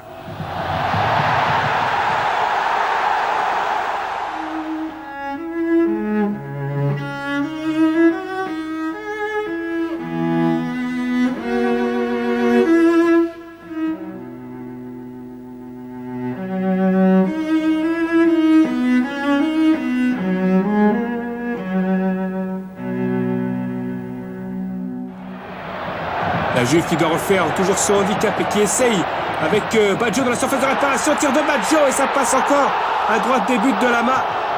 Le capitaine qui persiste. Et la chance du côté du PSG, car si le PSG maîtrise le match dans l'ensemble, eh bien il y a quand même des occasions pour la Juve. Attention au niveau défensif, on recule peut-être trop en ce moment. Allez, avec encore une balle, Ravanelli, Baggio qui reprend de voler, cette fois ça rentre dans le coin tout à l'heure qui était convoité par Roberto Baggio et la Juve qui égalise. C'est un numéro 10 Roberto Baggio, mais il joue toujours très très près des attaquants comme un Inter d'autrefois, voire un attaquant même en Squadra Azzurra, en sélection nationale. Et on comprend avec ce sens du but, remise de Ravanelli qui remplace Casiraghi et volée, tir de Roberto Baggio. Baggio avec Köhler qui n'est pas attaqué, alors il s'avance Köhler et il tire un tir détourné qui passe à droite, début de Lama. Ouais, c'est significatif si Köhler peut arriver ainsi devant le but de Lama, c'est que le PSG a trop reculé Et encore une occasion avec Ravanelli devant Lama. Et Lama qui va vite se replacer. C'est vite joué. Et il le fallait car c'est encore Köhler qui est allé placer sa tête. Lama n'a pas fait la même erreur qu'à Madrid, il s'est replacé très vite. Roberto Baggio. Balle en profondeur. Di Canio face à Lama. Et bonne parade là du gardien du PSG. Bruno Germain va pouvoir dégager. Di Canio qui pourtant avait bien fixé Lama, mais au moment de piquer son ballon, eh bien, il n'a pas vraiment réussi le geste. Un PSG qui s'accroche ici avec Guerra qui envoie David Ginola. Est-ce qu'il va y arriver? Oui, Ginola, longue course face à Rampoula. Duel terrible avec le gardien de la Juve et c'est à côté. Eh oui, 30 mètres de course qui ont empêché sans doute Ginola d'avoir la plus grande lucidité au moment de cet intérieur du pied. L'Italie est l'art du toucher. Ginola et ses origines aiment le ballon. Torricelli préfère une comédie humaine ironique. Dino Baggio cherche une solution bien sûr dans la surface de réparation et un choc terrible. Et oui, grosse faute de Comboiré sur Vialli et c'est pas le bon moment. Il ne pouvait pas prendre le ballon avec le pied bien sûr. Comboiré, dernière minute. Attention avec le coup de patte de Roberto Baggio. Vialli qui bloque, Baggio est dans la lucarne. La Juve qui permet, Baggio qui permet à la Juve de marquer et de mener donc 2-1 à quelques secondes de la fin du temps réglementaire. But inespéré, incroyable de Baggio, superbe coup de patte. Encore la 91e minute, comme à Madrid, le PSG accroît son désavantage en quelque sorte au dernier moment. Enfin, il y avait eu aussi à l'inverse Comboiré qui avait qualifié face au Real le PSG après le temps réglementaire également. Mais quel coup de patte de Roberto Baggio, le plus grand spécialiste au monde à l'heure actuelle sur les coups de pied arrêtés. Et heureusement que la Juve a ce Baggio. Attention à cette reprise qui est détournée, qui est touchée, mais ça sort. Rampoula fait signe, reprise de Vincent Guérin. Longue course là et ça y est, c'est terminé. Et succès inespéré de la Juventus qui aura tout de même réussi une bien meilleure seconde mi-temps et qui sera dangereuse au retour car son entraîneur, Trapattoni, est un vrai spécialiste de football défensif à l'italienne, à l'ancienne, le football de l'avant Milan. Et cette Juve a gagné donc 2-1.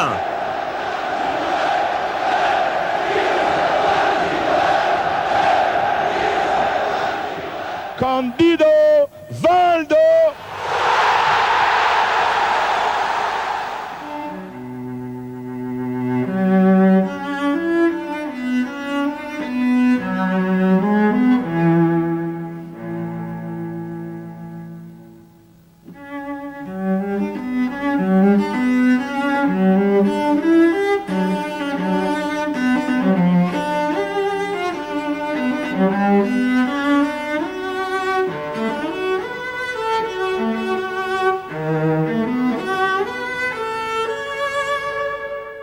Il y a eu le Real Madrid, on a perdu 3-1 sur un but de dernière minute. Là, on perd sur un but de dernière minute, mais de 2-1. Donc le handicap est moins lourd à remonter.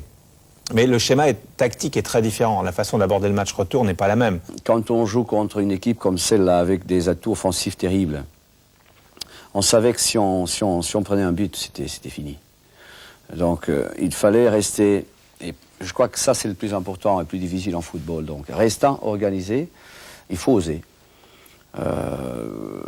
Ou d'une autre façon, mais c'est la même chose, donc il faut oser sans se déséquilibrer.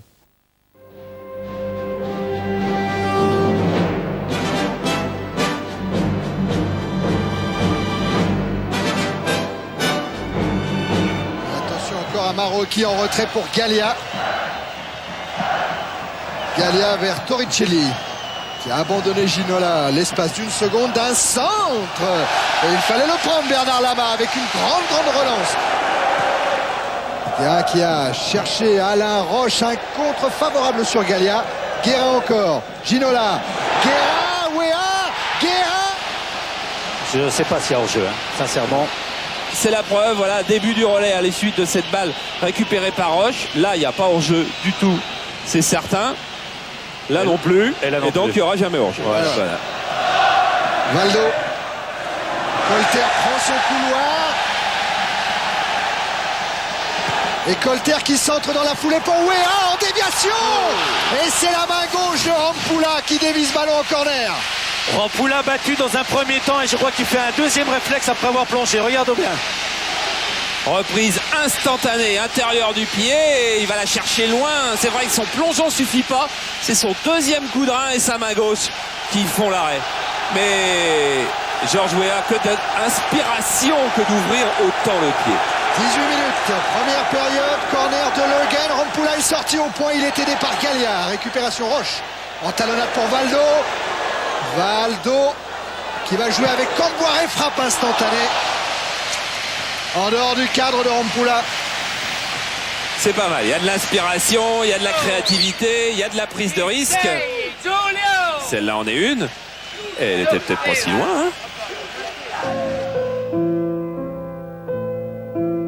Le Guen vers le ciel, Guérin vers la terre. La plainte tombe plate. Guérin sur le coup de pied arrêté. Ça bouge, Weah. Roche au deuxième poteau. Et c'est encore une parade de Rampoula. Oh la Roche, il n'a pas réussi à prendre cette balle de mais elle est difficile. Regardez la bagarre qu'il livre avec deux marquis pour se libérer parce que ça se tirait et là, il n'était pas dans la bonne position. Les dernières minutes de chaque période ne sont pas favorables au PSG. Gallia qui a écarté à nouveau vers son capitaine Baggio. Tête de Ricardo. Gallia encore. Müller et Monsieur Willenberg. N'a pas décompté les arrêts. Non, on a joué 46 minutes et 30 secondes. Et Georges Weah.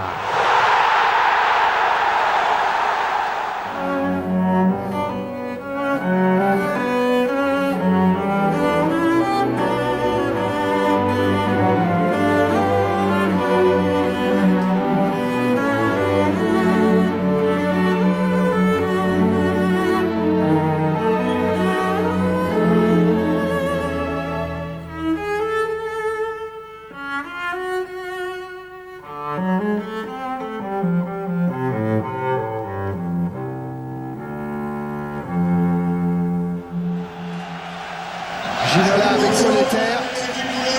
Ginola. Poussé par Torricelli. C'est quasiment injouable là pour Ginola.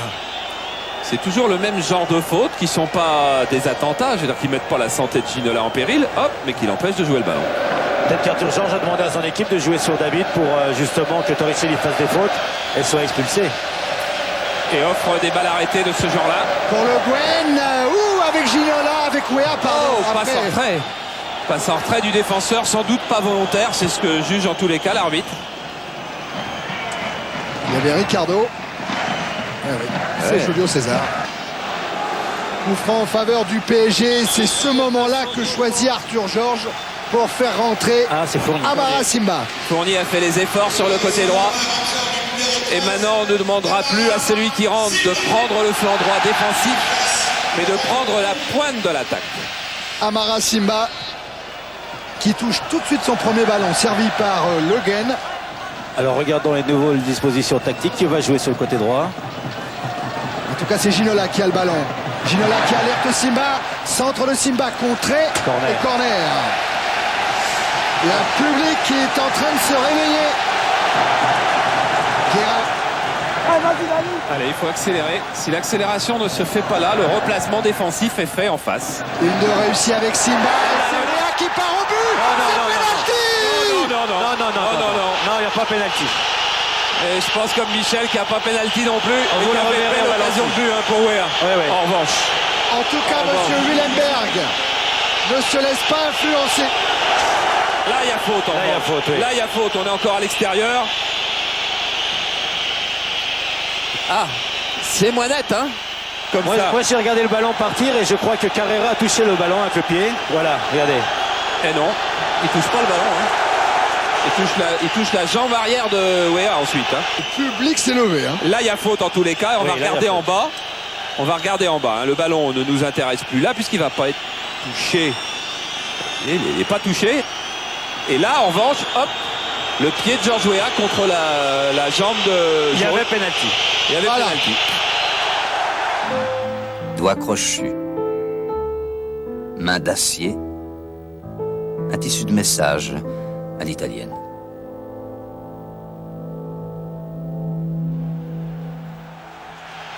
Avec une ouverture vers Ginola, mais ça peut emballer le match. Voilà, exactement. Voilà un super dribble de Ginola. Centre, deuxième poteau, il y a Weah, tête de Weah, ça passe au-dessus. Ah, quand des joueurs ont le sentiment qu'on vient de commettre une injustice vis-à-vis d'eux, alors là, ils se révoltent. Et comme PSG a exactement besoin de se révolter en ce moment, qui sait si c'est pas ça le tournant du match et que le match ne bascule pas justement dans le sens inverse de ce qu'on croit. Ricardo, mais Casiraghi avait dit le point faible du PSG, c'est la défense centrale. Baggio. Oh là là, balle de but à gauche. Oh oui. On va prendre un carton prolétaire. Ouais. Et lui non plus, encore celui-là. Et lui non plus jouera pas l'éventuelle finale à Dortmund. Oh non, 3 buts maintenant marqués en... Il reste combien à peu près? Il reste 14 minutes. Les coups francs de la Juve, ça rappelle de mauvais souvenirs au PSG. Souvenez-vous de Baggio au match aller. Là, c'est pas lui qui va tirer. Il est dans le mur, Baggio. C'est Maroki qui joue vers Plate. De la tête pour Viali. Viali se retourne. Oh, c'est fini. But de Baggio qui a touché ou effleuré la frappe de Gianluca Viali. Et la Juve qui mène 1-0 par des passes. Une demi-occasion. Et c'est le but. Bonne remise de Plate. Et ici, il y a un superbe contrôle de Viali qui va vite se retourner. Et Baggio du bout du pied, alors que la main aurait sans doute été sur le tir du Viali. À ce niveau-là, on ne peut pas faire l'erreur. Mais c'est quand même, il y a Plate qui est tout seul, qui est seul au marquage. Albo toujours. Un appui sur Simba. Ginola. Ginola qui cherche à contourner. Torricelli, frappe de Ginola et nouvelle parade de Rampoula. C'est bien, au moins c'est décisif parce qu'il contourne, il frappe. Ce gardien qui n'est certainement pas le meilleur gardien italien aurait pu anticiper. Le corner est joué. Weah et il y avait aussi Ricardo qui était Ginola qui a éliminé Torricelli. Ginola, tête de Weah, Simba. Germain. Encore Ginola qui essaye de frapper directement sur Rampoula. Il a fait quand même un très bon match, David Ginola. Ouais. Parce qu'il aura à peu près tout essayé. Ouais, il a tout essayé, à gauche, à droite.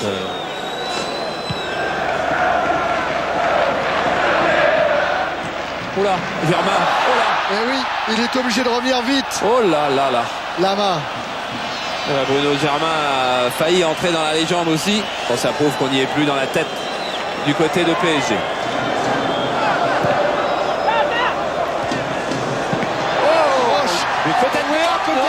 C'est Julio César qui sort ce ballon. Et l'équipe qui est passée, c'est finalement l'équipe qui avait le plus d'expérience au niveau international. S'ils avaient marqué la PSG, on aurait arrêté les conclusions. Ouais, mais le temps réglementaire est fini. Il est dépassé ce temps réglementaire. Oui, faute de Julio César sur Georges Weah avant qu'il puisse sauter.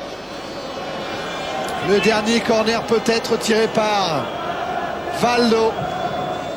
Il est long. Deuxième poteau, tête de Ricardo qui est allé très haut une nouvelle fois. Mais dans quelques secondes.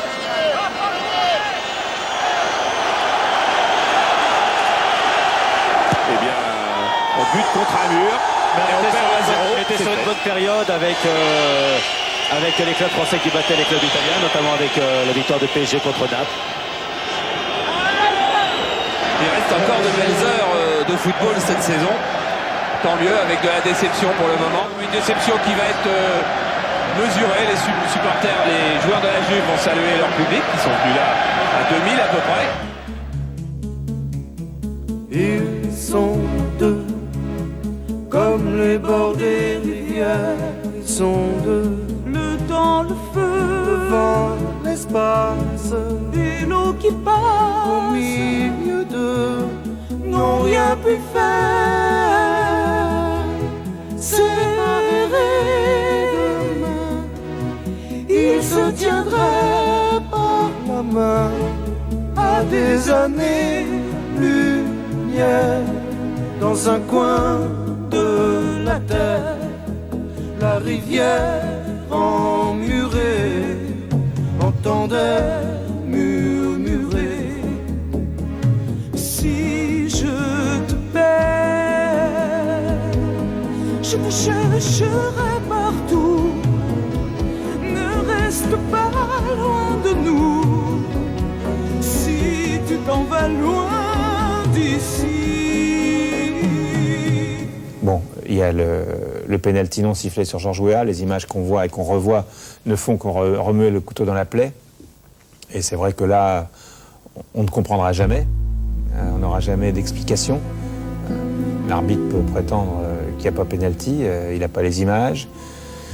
C'est le moment le plus dur de toute cette belle histoire. C'est le moment le plus dur, c'est le pénalty non sifflé, parce que là, ça devenait certainement une autre histoire.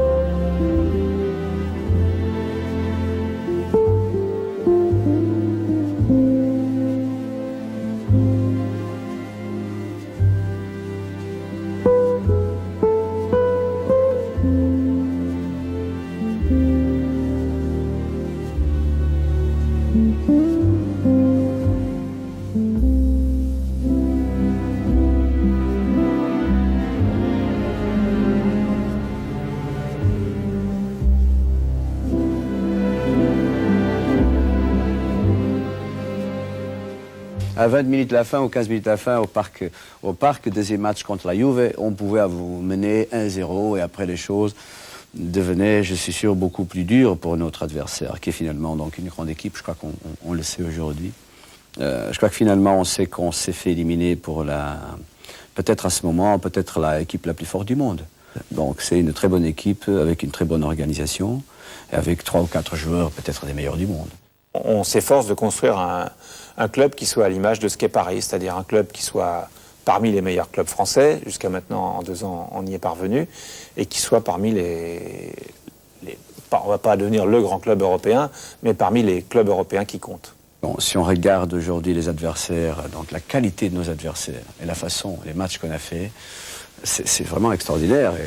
Et quand je dis, et je crois que ça a choqué encore quelques-uns, quand je dis même aujourd'hui, qu'à mon avis, on a été un petit peu plus loin que je le pensais, c'est vrai, je le répète aujourd'hui. Et je ne parle pas de la qualité des joueurs, je parle de la qualité de l'équipe, sur le point de vue aussi de l'expérience. Ça veut dire, donc, la plupart des joueurs du Paris Saint-Germain ont fait pour la première fois la Coupe d'Europe, et quelques-uns, donc, ils ont joué cette année pour la première fois l'équipe de France. Et quand on tombe dans une Coupe d'Europe contre Real Madrid, contre Juventus, contre Anderlecht, contre Naples, contre ces équipes-là, avec aucune expérience internationale, ce qu'on a fait, c'est formidable. Si on répète ça l'année prochaine, ce sera formidable aussi. Mais on verra.